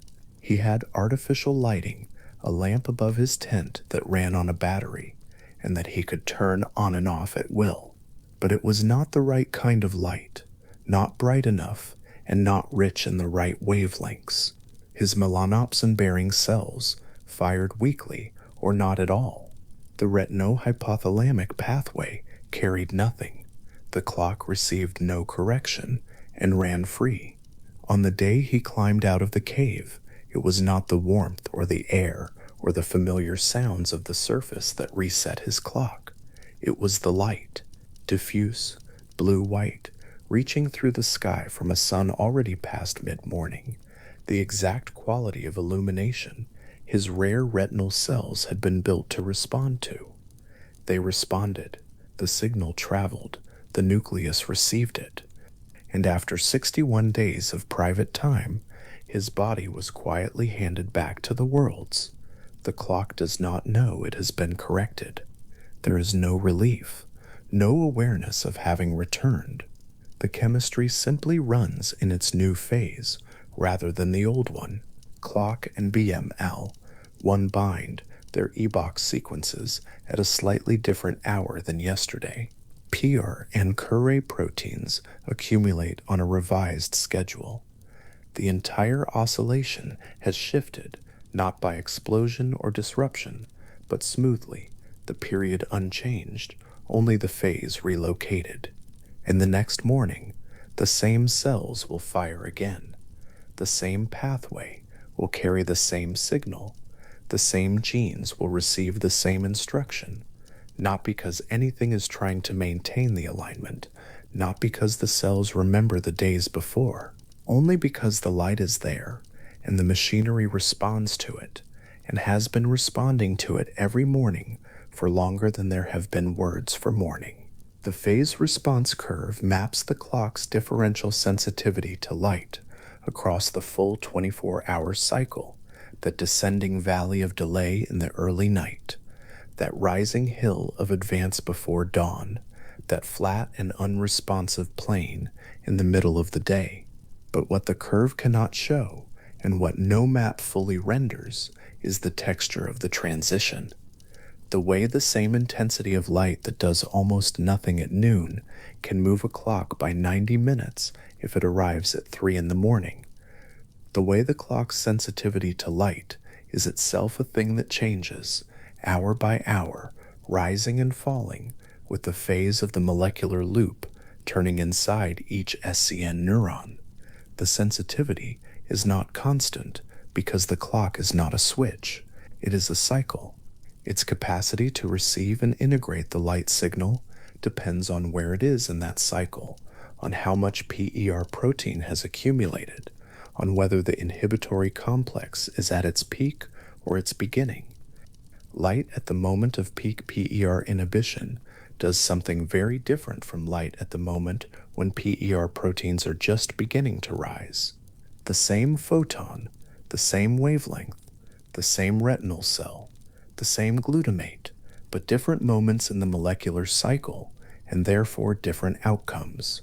This is why shift work at night, and the light that accompanies it, is not a neutral rearrangement of hours. It is not simply that the sleep occurs at the wrong time. It is that light during the biological night hits the clock in the descending valley of the phase response curve, pushing the clock later while the schedule demands an advance. The two forces oppose each other. The clock receives a signal that pulls it in one direction while the social world requires it to go in the other. Over days and weeks, the body lives in the gap between them. For the astronaut in orbit, the sun rises 16 times in a single day. Every 90 minutes, the light-dark cycle completes. The melanopsin cells fire, relax, fire again. The retinohypothalamic tract delivers signal after signal. The clock receives more correction than it can process. It loses its footing in a world that has too many dawns. In the slow underground dark of Sifri's cave, there were none. The clock, freed from correction, settled quietly into its own natural period and kept that period with precision. 24 hours and a little more, cycling faithfully, not because there was any sun to follow, but because the molecular loop inside each SCN neuron is built to take approximately that long to complete. The period was always there. The light only reveals it by the fact of its absence. Time, for the body, is not a given. It is not simply the passage of hours.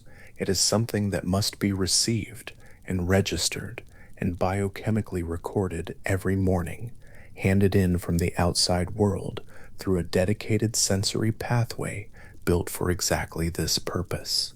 Without that daily delivery, the body's time drifts toward its own private rhythm, and the world above goes on without it, the sun crossing its arc on its own schedule, unconcerned. And each morning, without fail, the light comes.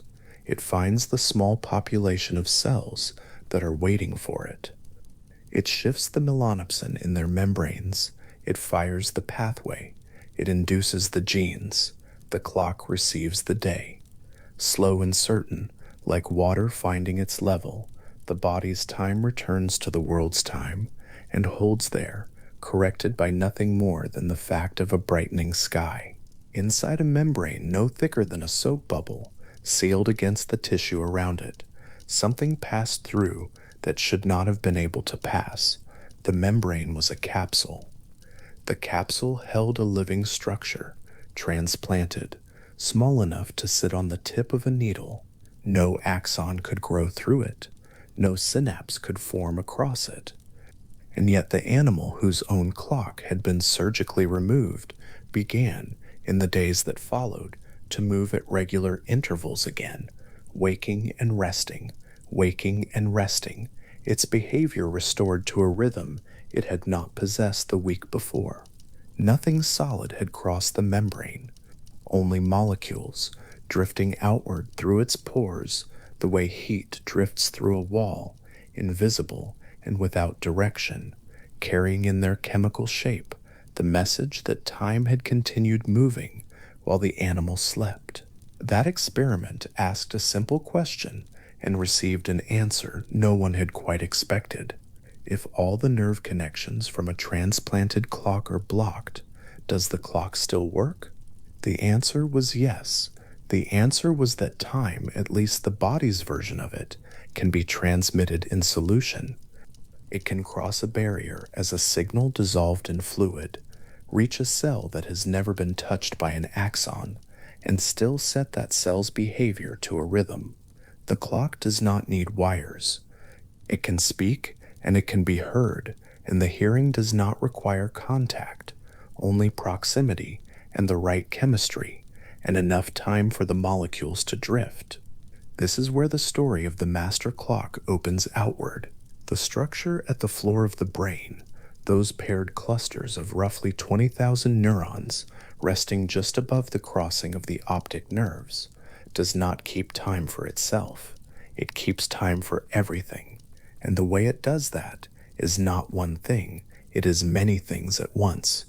There's signals released into fluid, pulses sent down nerve fibers, instructions relayed through a chain of structures, so long it reaches from the brain to the spine and back up again through a knot of sympathetic ganglia before arriving, finally, at the organ that will carry the message in the blood.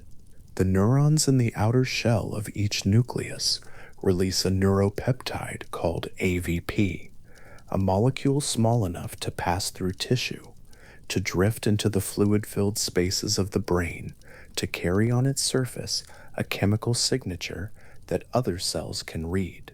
In the early morning hours, as the oscillation inside each SCN neuron crests toward its daily peak, that release rises.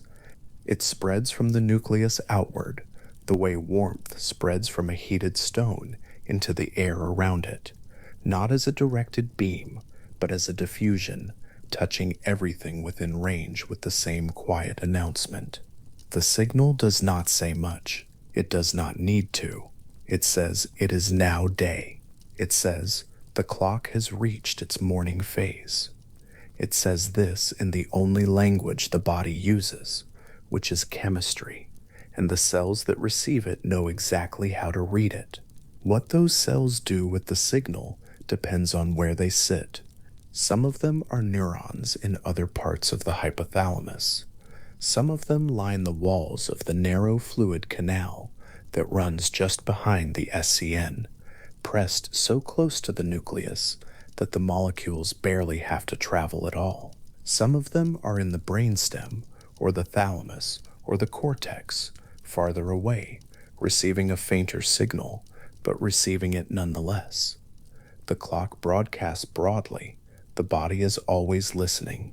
There is, sitting just above the brainstem and wrapped around the top of the thalamus like a cap, a small organ called the pineal gland. In most mammals, it contains no photoreceptors of its own. It is not, in the adult human, a third eye, whatever ancient myth assigned to it. It is a secretory organ. Its one notable output is a single molecule, melatonin, synthesized from the amino acid tryptophan through a chain of enzymatic steps and released into the bloodstream in the dark. The pineal does not decide when to release melatonin. The SCN decides, and the chain of instructions that carries that decision from the clock to the gland is long enough and precise enough that tracing it from one end to the other is like following a relay through the full depth of the nervous system. The signal leaves the SCN and descends. It passes through neurons in a region of the hypothalamus called the paraventricular nucleus, a structure involved in so many things: stress response, fluid balance, autonomic regulation, that it functions less like a single organ than like a busy junction. From there, the signal continues downward, leaving the brain entirely, traveling through the brainstem and into the spinal cord, where it makes contact with a cluster of neurons in the intermediolateral column of the thoracic cord. These neurons are part of the sympathetic nervous system. They are not thinking, they are not choosing, they are simply the next link in the chain, and when the signal arrives from above, they pass it on, down into a bundle of fibers that exits the cord and travels up along the carotid artery into the neck, arriving finally at the superior cervical ganglion, a small knot of sympathetic neurons sitting at the base of the skull. From there, the final set of fibers runs upward again, tracing the artery all the way back toward the center of the head and ends at the pineal gland. When those fibers fire, they release noradrenaline directly onto the pineal cells, and the pineal cells, in response, begin making melatonin. When the SCN is active during the day, during the light phase, when the oscillation inside the clock is at its crest, this whole chain is suppressed. The noradrenaline does not arrive. The melatonin is not made. When darkness comes and the SCN's daily drive withdraws, the suppression lifts, the chain fires, and melatonin begins its nightly rise. 5 steps. The signal passes through 5 distinct anatomical relays between the clock and the gland. It crosses from brain to brainstem to spinal cord to sympathetic ganglion to pineal, each handoff necessary, each one a point where the signal can be accelerated or dampened depending on what else is happening in the body. A fever, a stressor, a bright light caught at the wrong hour. Any of these can reach into the chain and disturb the timing of the melatonin rise. The signal is reliable, but it is not isolated. It moves through a body that is also doing other things, and those things leave their fingerprints on it. Melatonin itself does not cause sleep. This is a distinction worth holding. It is not a sedative. It does not switch off consciousness or slow the breath. What it does is carry the time signal into the bloodstream, where it can reach tissues far from the brain, tissues that have no direct nerve connection to the SCN, but that nonetheless need to know what time it is. The liver, the heart, the lungs, the skin, the fat tissue under the skin, all of them contain their own molecular clocks, their own feedback loops of the same proteins, cycling through the same 24-hour oscillation, and all of them need to be told regularly that the master clock agrees with what they are doing. Melatonin is one of the ways that agreement is communicated. An isolated liver does something worth pausing on. If liver tissue is removed from an animal and kept alive in a dish, the molecular clock inside the liver cells continues to oscillate. The proteins cycle. The genes switch on and off. The rhythm persists for a few days in the steady conditions of the laboratory with no light and no nerve signals and no melatonin, and then the oscillation drifts without an external signal to anchor it.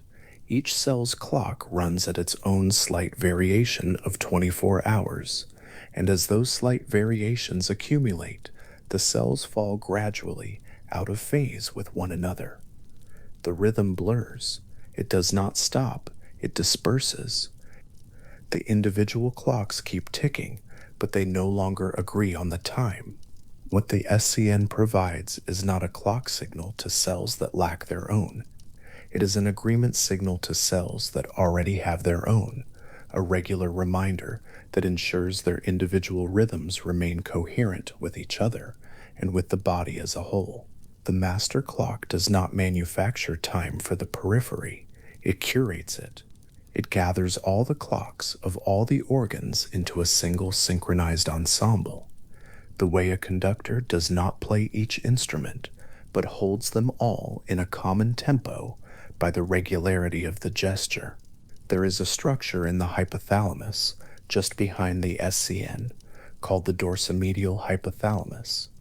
It is small, it does not have the anatomical distinctiveness of the SCN, and it does not appear at first glance to be doing anything as singular, but through it passes a great deal of the SCN's traffic on its way out to the rest of the brain.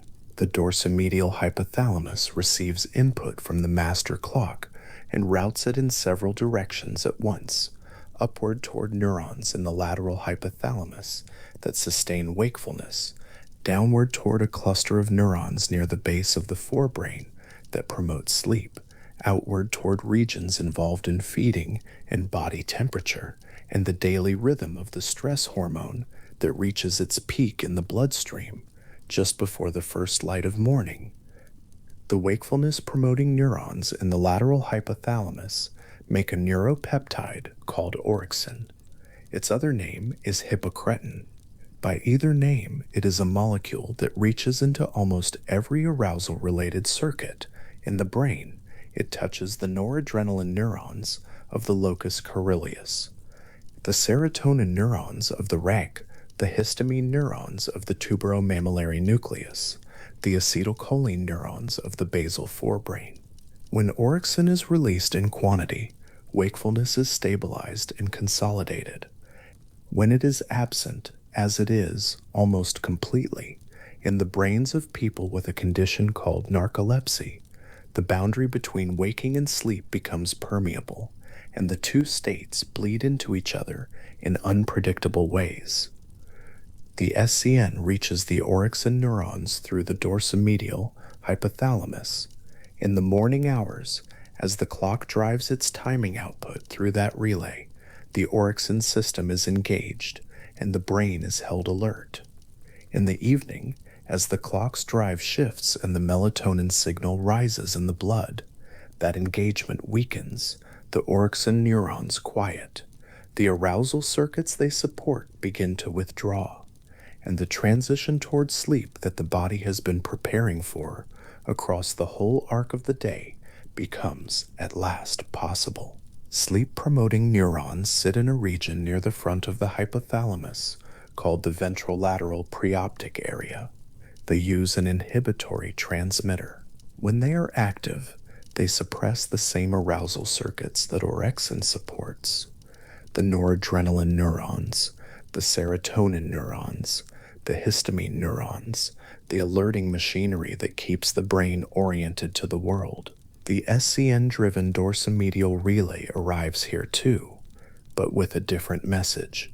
As the day proceeds toward its end, the suppression of the sleep-promoting neurons gradually lifts, and they become free to do what their chemistry inclines them to do, which is to quieten the brain. The result is a circuit that behaves like a switch with two stable positions. Either the arousal system is dominant and suppresses the sleep-promoting neurons, or the sleep-promoting neurons are dominant and suppress the arousal system.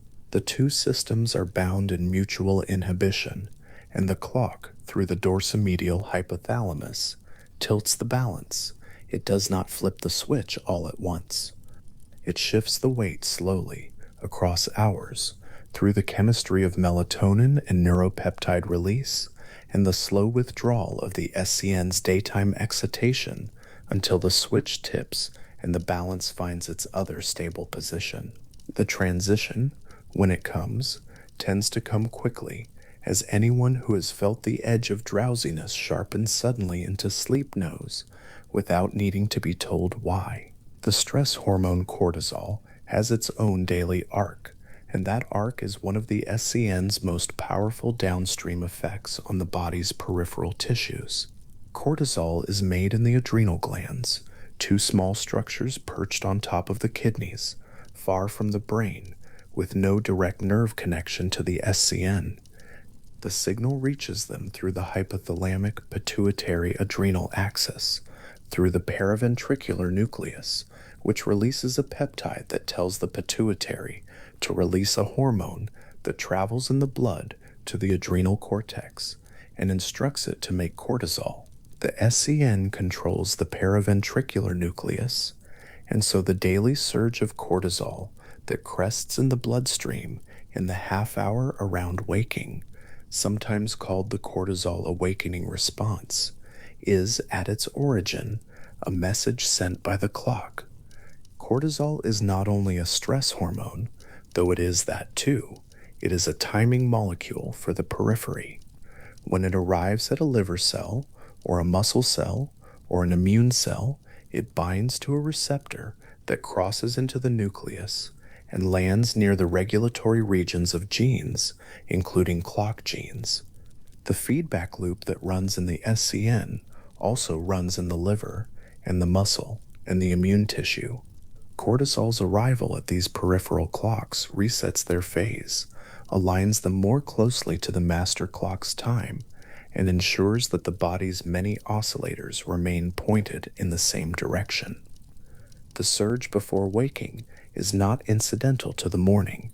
It is part of how the morning is made, a hormonal tide that lifts the peripheral clocks while the brain is still in its last hour of sleep, and the conscious mind is nowhere present to observe it.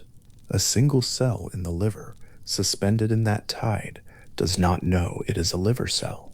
It knows only the chemistry arriving at its surface, the cortisol binding to its receptor, the melatonin signaling the hour, the temperature dropping and then beginning to rise as the body's core cools toward its pre-dawn minimum and then climbs again. Each of these signals is a hand pressing gently against the molecular clock inside that cell, nudging the phase forward or backward by a small amount, ensuring that the oscillation inside the liver runs a little faster or a little slower today to stay in time with the oscillation inside the brain. The peripheral clocks are not slaves to the master clock. They are partners in a negotiation that happens every day through dozens of chemical signals, none of which is aware of any of the others, all of which together produce the coherence that allows a body to function as one thing rather than many.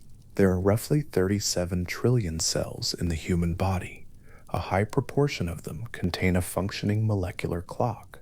Each of those clocks runs on the same feedback architecture, the same proteins, the same phosphorylation steps, the same roughly 24-hour period, and most of them are, at this moment in a sleeping person's night, tuned to the same phase, the low point of the cycle, the darkness, the long withdrawal before the morning drive begins again.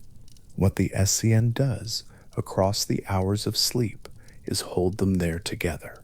It holds them the way a tide holds water, not by force, but by the steady, regular application of a signal that gives the cells no reason to drift. The VIP molecule deserves particular attention here. It is made by neurons in the inner core of each SCN nucleus, the ventrolateral region, where light signals from the retina first arrive. VIP has a dual role.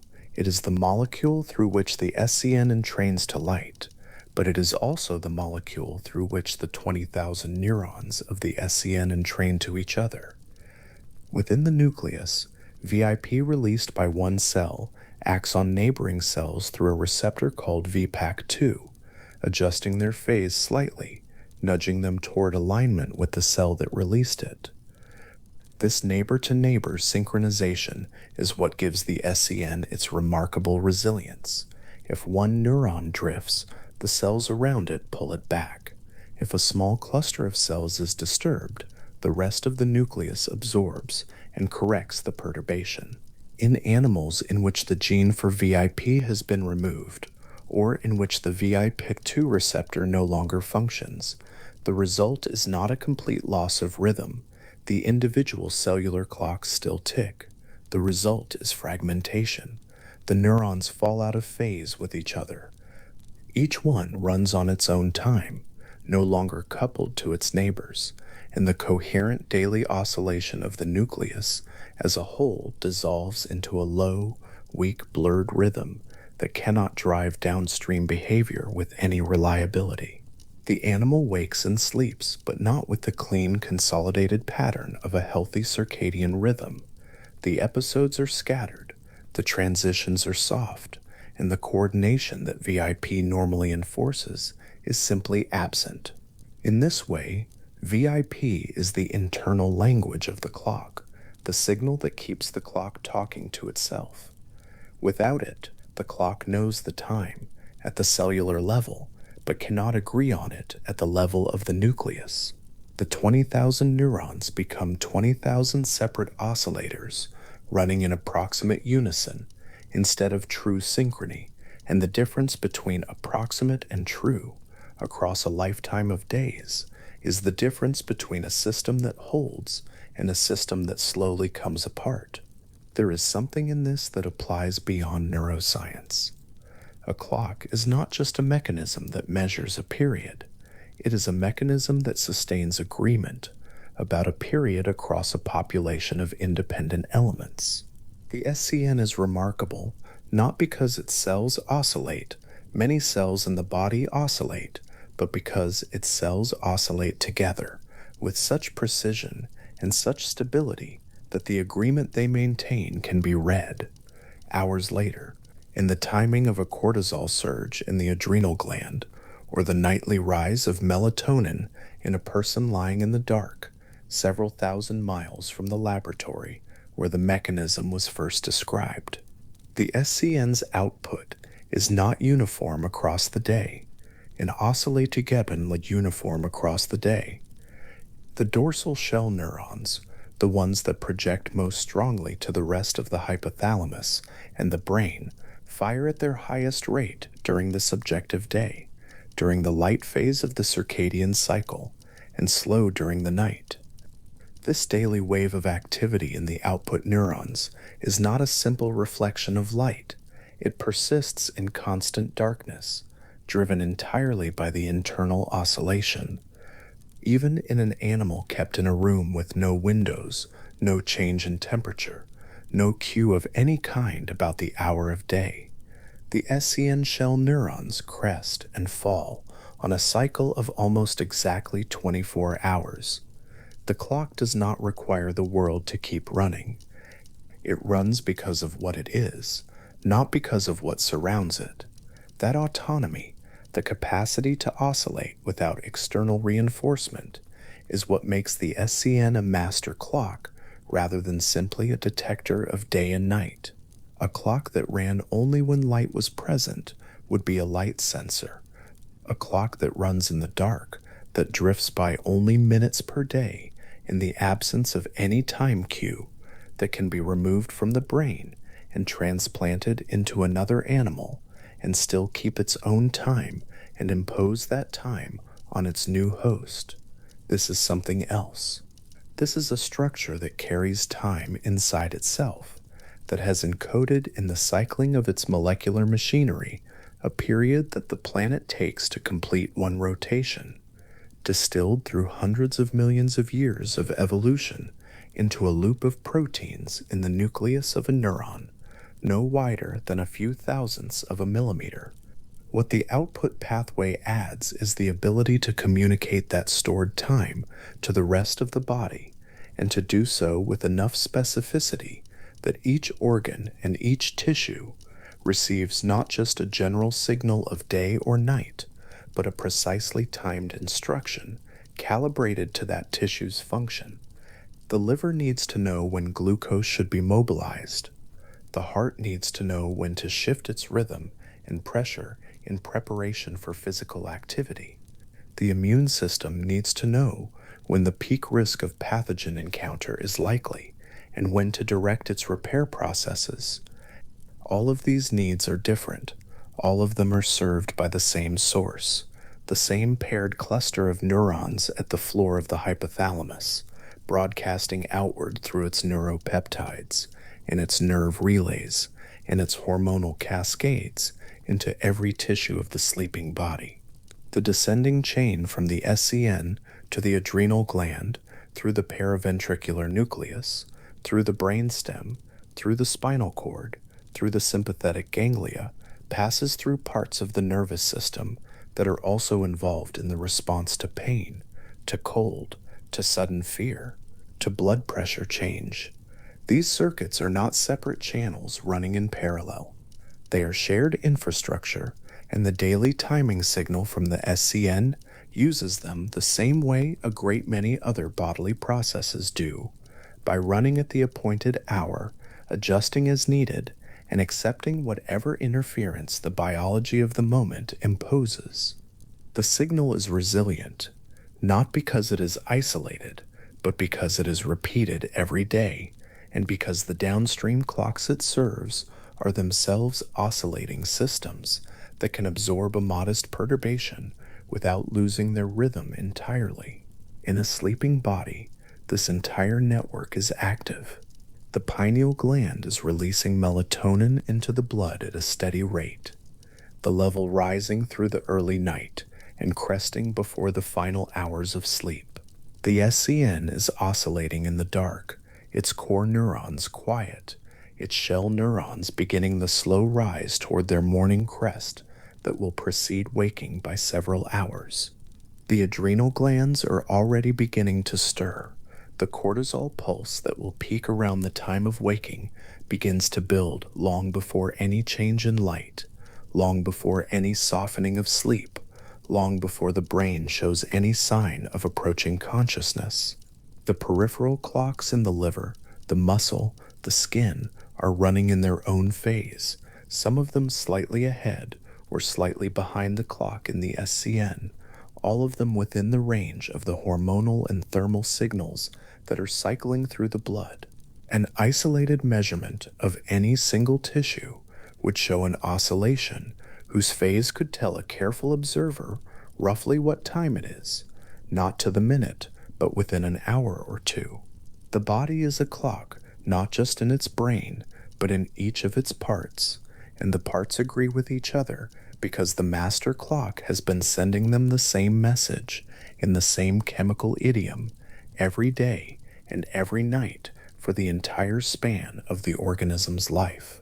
In the early morning hours, still dark, still quiet in the room where the body lies resting, the cortisol is already moving.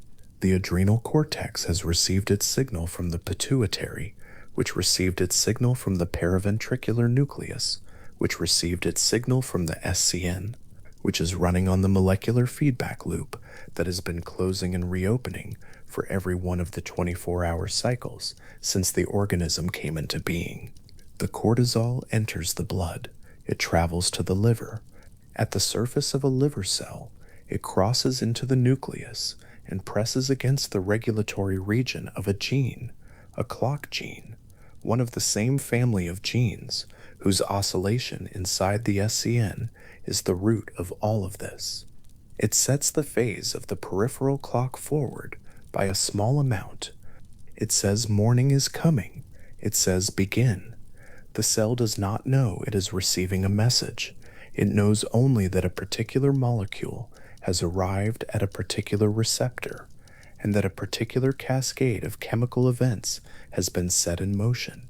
The cascade does not know it is part of a system. Each reaction in the chain is simply chemistry, and yet out of all that chemistry, unreflective and unhurried, the whole body moves toward morning together, liver and heart, and skin and brain all tilting in the same direction, all carried on the same wave that began in a cluster of neurons smaller than a single grain of uncooked rice, resting in the dark at the center of the head. The cortisol crests. The melatonin begins to fall. The body's core temperature, which had been at its lowest point a little before the usual hour of waking, begins to climb again. The secans output neurons, which have been building toward their daily peak for the last several hours, reach the height of their firing rate and hold there. All of this happens before consciousness returns. All of it happens in a body that is still completely at rest, breathing slowly, its eyes closed, its mind absent from everything the body is already doing. Morning is not the moment of waking. Morning is what the body has been quietly preparing for across the whole depth of the night, through a chain of signals so long and so intricate that it reaches from the center of the brain to the tip of the adrenal gland, and from the sleeping present to hundreds of millions of years of evolutionary time, before it arrives at last in the bloodstream, warm and already rising, carrying the body forward into a day that has not yet begun. In the early evening, before the light has fully left the sky, something shifts. The body, which has been running hard since morning, registers a change that is not quite tiredness and not quite clarity, a strange floating alertness that arrives precisely when sleep should, by any reasonable accounting, be drawing near. Hours have passed since waking. Work is finished. The room is quiet, and yet the mind lifts rather than settles, bright and almost restless in the cooling air. This is not a failure of the body. It is the body doing exactly what it was built to do. Inside the brain, in a structure so small it occupies less space than a single printed letter on this page, a cluster of roughly 20,000 neurons has been tracking the hours since dawn with a precision that no watch quite matches. Through all the noise of the day, the meals, the movement, the light, and the heat, these cells have been maintaining a count, a rhythm, a slow interior tide that rises and falls on a period of nearly 24 hours, independent of anything the waking mind chooses to do. Now, in the early evening, that tide is near its highest. The clock has reached the peak of its daily alerting signal, and it is holding the body awake with a force that feels from the inside like a second wind appearing from nowhere. Alexander Borbel, working in Switzerland in the early 1980s, put a name and a shape to what that evening alertness actually is. Sleep, in his account, does not arrive because a single process winds down. It arrives because two processes meet, two forces running in parallel across every waking hour, one building and one opposing, and sleep happening in the territory where their balance finally shifts. The model he proposed was not complicated at its heart. There is a pressure that grows with time awake, and there is a clock that pushes back against that pressure for most of the day, and then, at a specific biological hour, withdraws. The pressure is real and physical. Through every hour of wakefulness, adenosine, a small molecule produced as a byproduct of neural activity, accumulates in the spaces between brain cells, and particularly in the tissue just behind and below the front of the brain. It pools there slowly. It binds to receptors on cells that would otherwise promote wakefulness, quieting them. The longer the body stays awake, the more adenosine there is, and the heavier the pressure becomes. By mid-afternoon, it is substantial. By late evening, it should, on its own, be nearly irresistible. Caffeine works precisely here, in this space, binding the same adenosine receptors without activating them, holding the door closed against the molecule that carries the message of accumulated tiredness. It does not reduce the adenosine itself. The pressure keeps building behind the blockade, invisible and patient, and when the caffeine is gone, the full weight of the unread signal arrives all at once. This is the crash that comes not from the caffeine leaving, but from the tiredness that was always there, finally heard. But adenosine alone does not determine when sleep comes. If it did, the sleepiest moment of the day would always fall in the late evening, growing steadily heavier from morning to midnight without interruption. What actually happens is more complicated and more precise. The afternoon carries a trough, a dip in alertness that many cultures have recognized for long enough to build social institutions around it. And then, through the late afternoon and into the early evening, alertness recovers and rises again even as sleep pressure continues to mount. Something is pushing back, something is keeping the body upright, and the mind functioning past the hour when, by the accumulation of adenosine alone, it ought to be flagging. That something is the clock, the suprachiasmatic nucleus, the paired structure at the floor of the brain, seated directly above the crossing of the optic nerves, each half containing around 10,000 neurons, sends a signal through the hours of the active day that actively opposes sleep pressure. It does not merely fail to produce sleep, it produces wakefulness, pushing against the rising tide of adenosine with a force that tracks the time of day with extraordinary fidelity. In the morning it begins, through the afternoon it grows, and in the early evening, a few hours before the body's habitual bedtime, it reaches its daily maximum, a peak of biological insistence that the day is not yet done. This is the evening's second wind. Not a mystery, and not a coincidence, a scheduled event.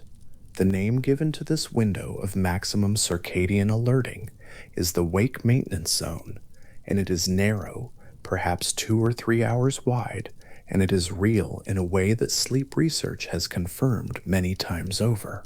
Place a person in a quiet room in the early evening and ask them to sleep, and they will find it nearly impossible even if they have been awake since early morning.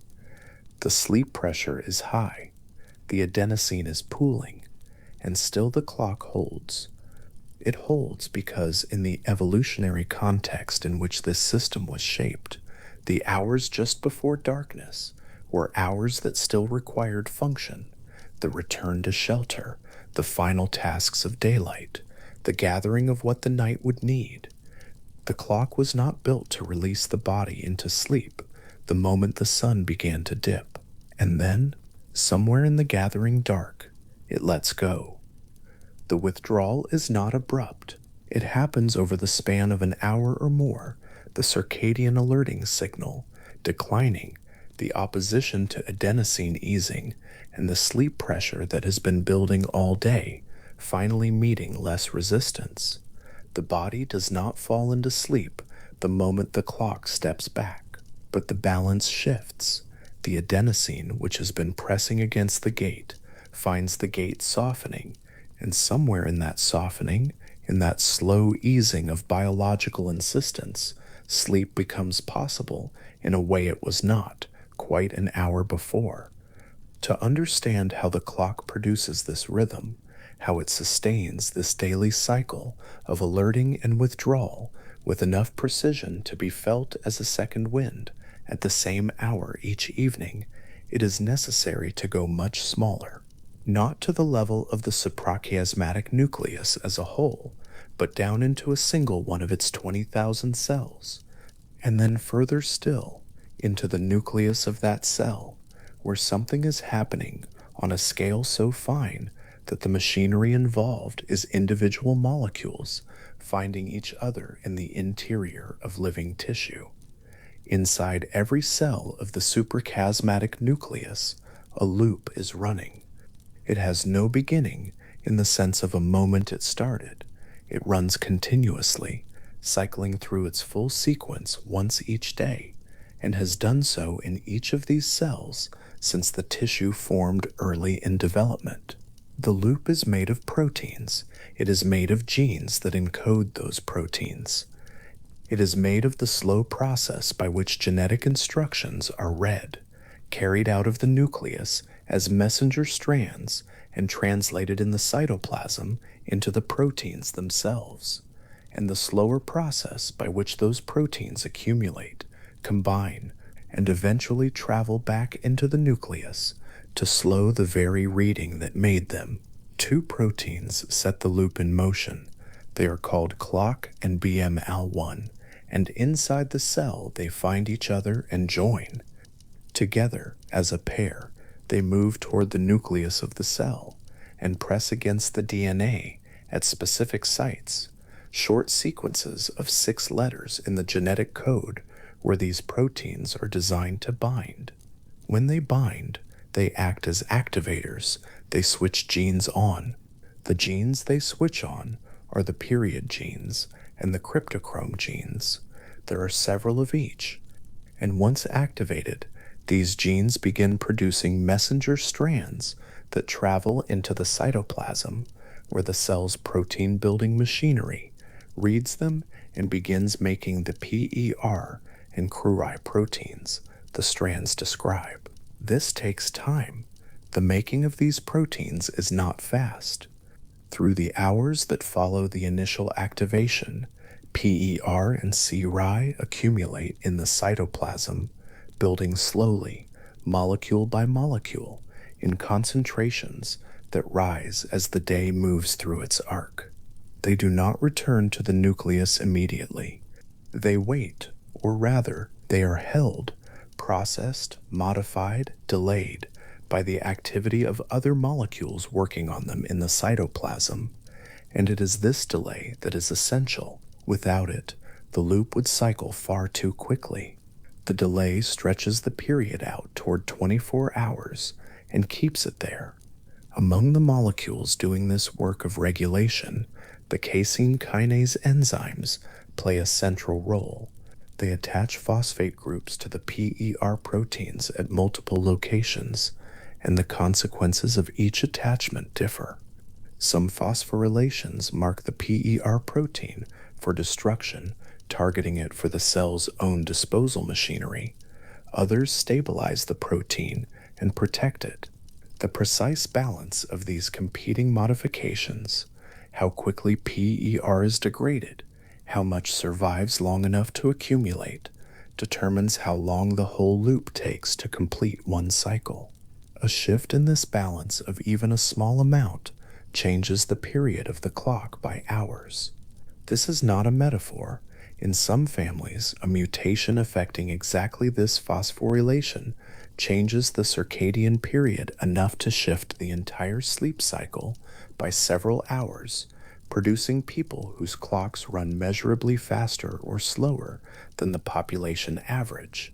When enough PER and CRY protein has finally accumulated in the cytoplasm, when the concentration crosses a threshold, the proteins form complexes with each other and with other molecules, and these complexes move back into the nucleus.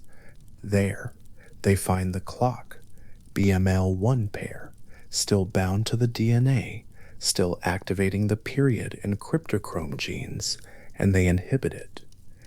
The PAR-CRY complex suppresses the activity of the very protein pair that made them, closing the first arc of the loop by silencing the signal that produced it. With clock BML1 suppressed, the messenger strands stop coming. No new PAR and CRY proteins are made. The existing PAR-CRY complexes in the nucleus persist for a while, continuing to hold the inhibition in place, but they are gradually degraded.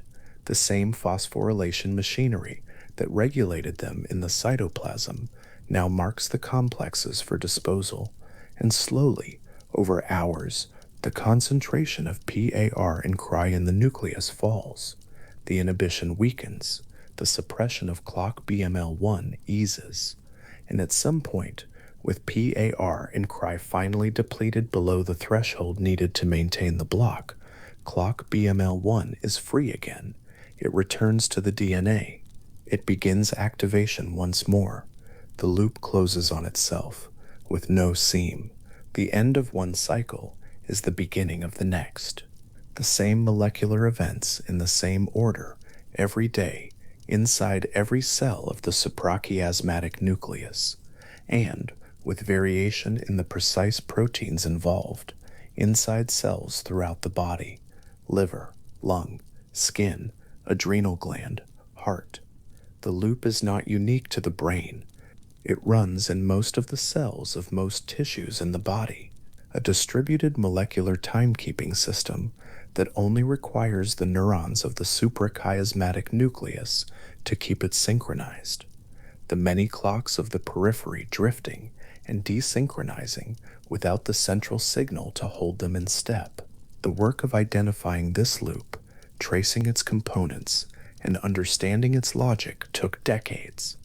It began not in human tissue, but in a much smaller creature, the fruit fly, which completes its development in a matter of days and carries clock genes close enough to the mammalian versions that the fundamental architecture of the loop turned out to be the same. The researchers who first mapped the feedback mechanism in the fly, tracing how period gene products fed back to suppress their own transcription, how the timing of that suppression was regulated, how the period of the cycle was set, were awarded the Nobel Prize in Physiology or Medicine in the year 2017. The work they had done, beginning decades earlier, had revealed a mechanism conserved across the full span of animal life, from an insect with a lifespan of weeks to a human with a lifespan of decades. The same loop, ticking in every cell. What is perhaps most still-inducing about this mechanism is not its elegance, though it has that. It is the relationship between its scale and its consequence. Each step of the loop happens at the level of individual molecules, a few thousand proteins in the nucleus of one cell, a handful of phosphate groups attached and removed by enzymes, too small to resolve with ordinary microscopes. The machinery is invisible to everything except the most refined imaging techniques. And yet the output of this molecular process, summed across 20,000 cells, is something felt by the entire body: the pull toward waking in the morning, the second wind in the evening, the release into sleep in the dark. The vast and the minute are not separated here. They are the same process, read at different scales.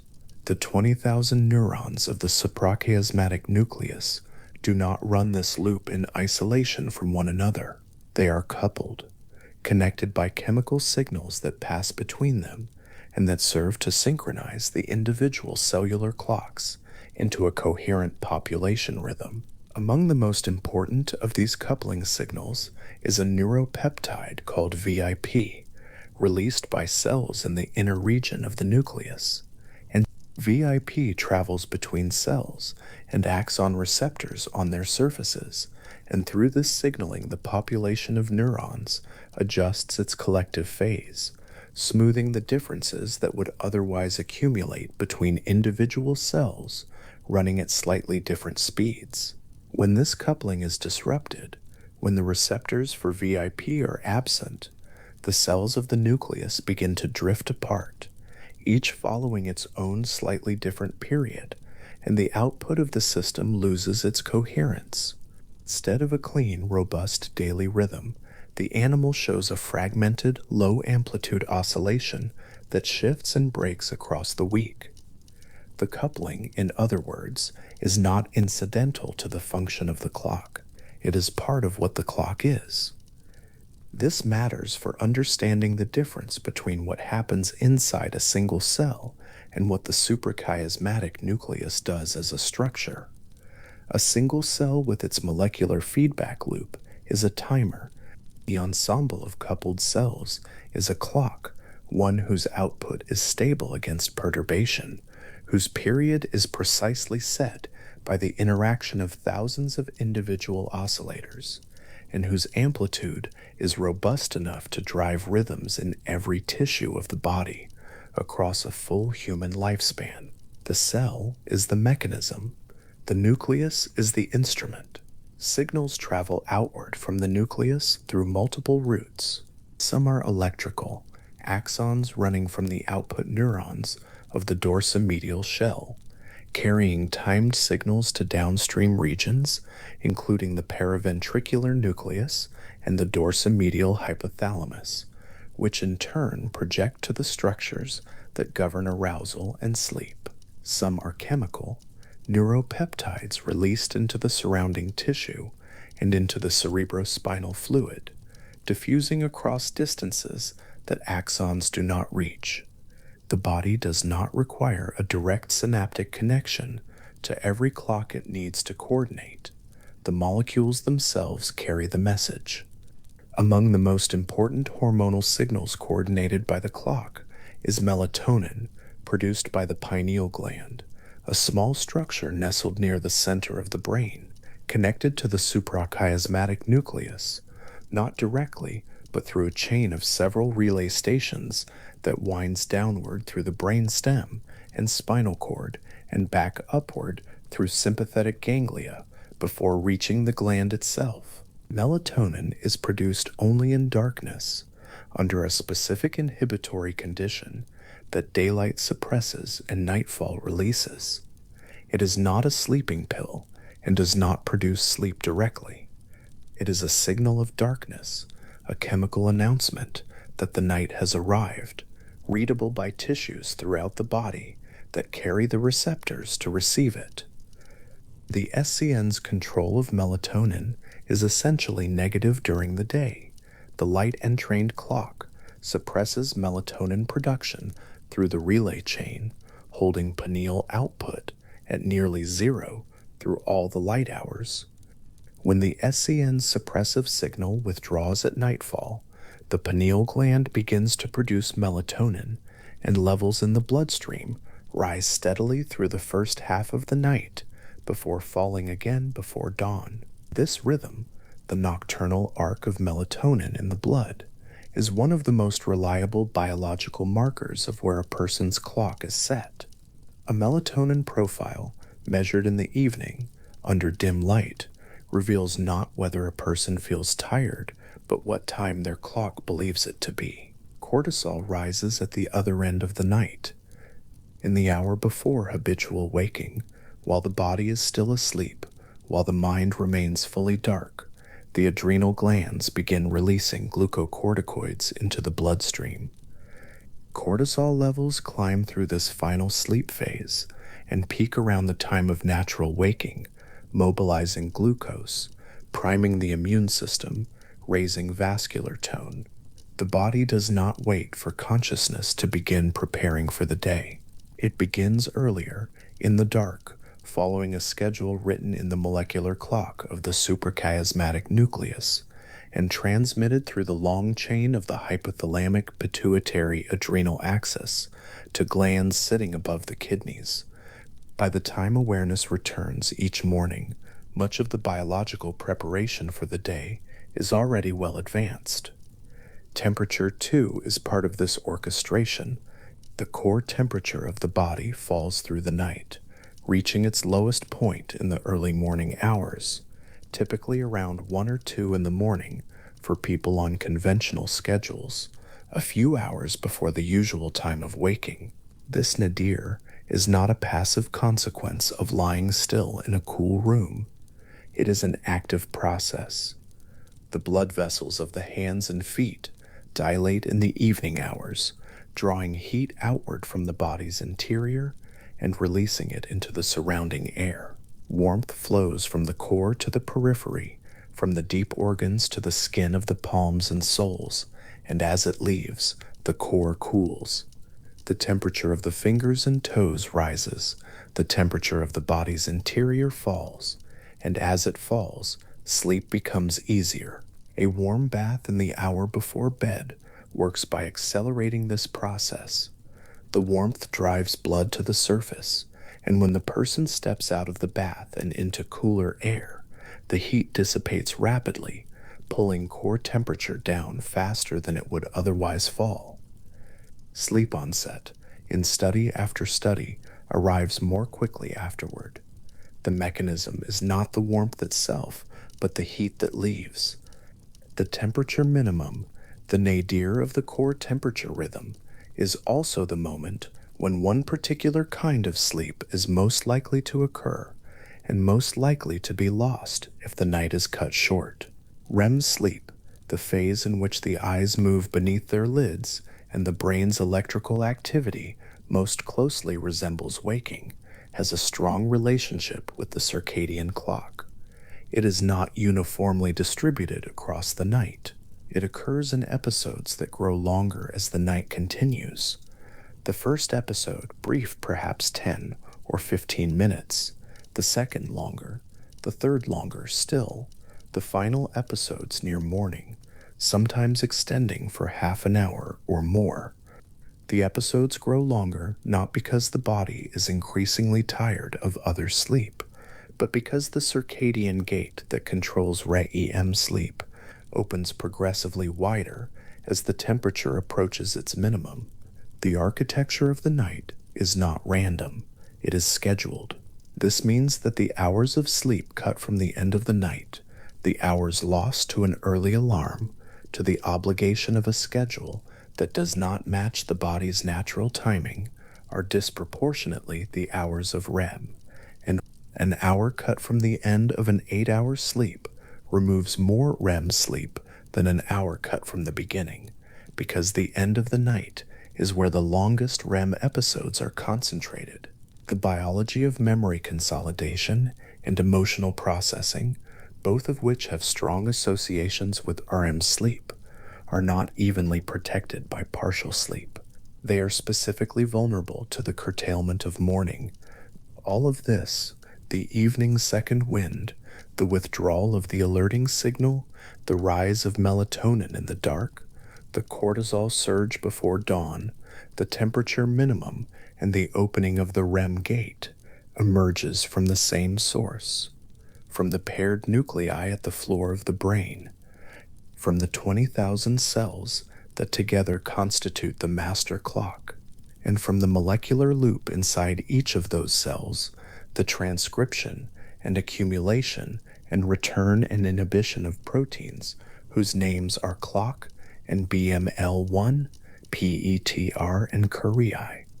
These names are almost too plain for what they do. Clock, period, cryptochrome. They sound like entries in a glossary rather than the moving parts of a mechanism that determines when a person wakes and when they sleep, when their blood is richest with cortisol, when their temperature is lowest, when the most vivid hours of their dreaming life occur. The modesty of the naming does not diminish what the proteins accomplish. Inside every cell they visit, they complete one turn of a loop every 24 hours, and the accumulated output of all those turns in all those cells across all those days is the daily shape of a human life. The fruit fly, in whose body this loop was first traced, has a lifespan measured in weeks. Its clocks run the same loop on the same approximate period as the human clock. The molecular architecture is old enough to predate the split between insects and vertebrates, which is to say, it is old enough that the number of years is difficult to hold without reaching for metaphor. What it means is that the feedback loop described by Hall and Rosbash and Young in their Nobel-recognized work was not invented by fruit flies and borrowed by mammals. It is ancestral. It was present in the common ancestor, running in cells that bore little resemblance to either a fly or a human being before either lineage existed. The loop is older than sleep as we recognize it. It is older than eyes. It is older than the suprachiasmatic nucleus that now uses it to time the rhythms of a brain complex enough to wonder at itself. It is still running. In the dark room where the evening has now fully arrived, in the body that felt the second wind and felt it pass. In the cells of the paired nuclei, just above the crossing of the optic nerves, the loop is completing another turn. PER and CRY proteins, accumulated through the hours of the day, have formed their complexes and returned to the nucleus, and they are silencing clock BMAL1, and the making of new messenger strands has slowed. The nucleus is quiet, the inhibition is in place, and across the next several hours, slowly and without urgency, the inhibitory complexes will be degraded molecule by molecule until the concentration falls below the threshold, and clock BMAL1 will press against the DNA once more, and the cycle will begin again. Outside the cell, the signal this loop generates is already traveling. Adenosine is pooling, and the opposition to it is easing, and somewhere in the territory between those two forces, the conditions for sleep are becoming favorable in a way they were not an hour before. The melatonin in the bloodstream is rising. The temperature at the skin is climbing as the core begins to cool. The muscles of the body are loosening from their daytime tension, settling toward the long stillness that the night requires. The body does not need to decide to sleep. It needs only to stop preventing it. In the first hours of sleep, the body descends in stages through progressively quieter electrical territory. The brain's rhythms slowing from the mixed frequencies of drowsiness into the long, slow waves of deep sleep. These early hours are when the deepest and most restorative sleep occurs, the sleep most sensitive to adenosine pressure, most given to slow delta waves sweeping across the cortex in long rolling rhythms. The body is very still, the breath is slow and regular, the heart rate has fallen. The threshold for waking is high. Hours pass in this quiet. Near the end of the first 90 minutes, the brain makes a transition. Electrical activity quickens. The eyes, still behind their closed lids, begin to move. The breath changes character, becoming shallower and less regular. The muscles of the body lose even the slight tone they held in deeper sleep, lying fully slack, and the activity of the brain, measured by the slow instruments that can see it from outside the skull, rises toward a brightness that almost resembles waking. This is the first REM episode of the night. It is brief. Then the body descends again, another arc of slow wave sleep, another quieting, and eventually another rise toward REM, this second episode somewhat longer than the first, perhaps 12 minutes, perhaps 15, the circadian gate a little wider now than it was an hour and a half ago. The temperature is still falling, the night is still deepening, and the REM gate continues to open. By the fourth or fifth hour of sleep, the slow wave episodes have grown shorter and shallower, the deep restorative sleep having served its most urgent functions. The REM episodes have grown correspondingly longer, filling the time released by the shrinking of deep sleep, claiming more of each 90-minute cycle than they did earlier. By morning, in the hours closest to the temperature nadir, into the natural waking time, the sleep is almost entirely REM. The brain is bright, the eyes move, the dreaming mind is operating in something like full activity, while the body remains completely still, suspended in a state that bears almost no resemblance to the sleep of the early night. The clock has been saving these hours, all through the period of inhibition in the molecular loop, all through the night's work of descending into deep sleep and ascending back toward REM. The suprachiasmatic nucleus has been maintaining a signal that grows toward morning, toward the time when it will lift its own restriction on waking consciousness. The cortisol is already rising. The temperature is turning from its nadir toward its morning climb. The melatonin will begin to fall as the light suppression signal rebuilds, and the long REM episodes of the early morning are the circadian clock's final gift of the night, the hours it has held back, and slowly released, the gate opened widest at the moment closest to dawn. When waking comes, it does not come as an interruption. It comes as the completion of something that has been building since the first molecule of adenosine was cleared from the basal forebrain at the beginning of the previous day. The clock and the pressure between them have run one full turn of their own loop, and the conditions for waking, for the resumption of the alerting signal, for the suppression of melatonin, for the climb of cortisol and temperature, have assembled themselves without requiring a single conscious decision. The loop inside the cell is not finished. It is never finished.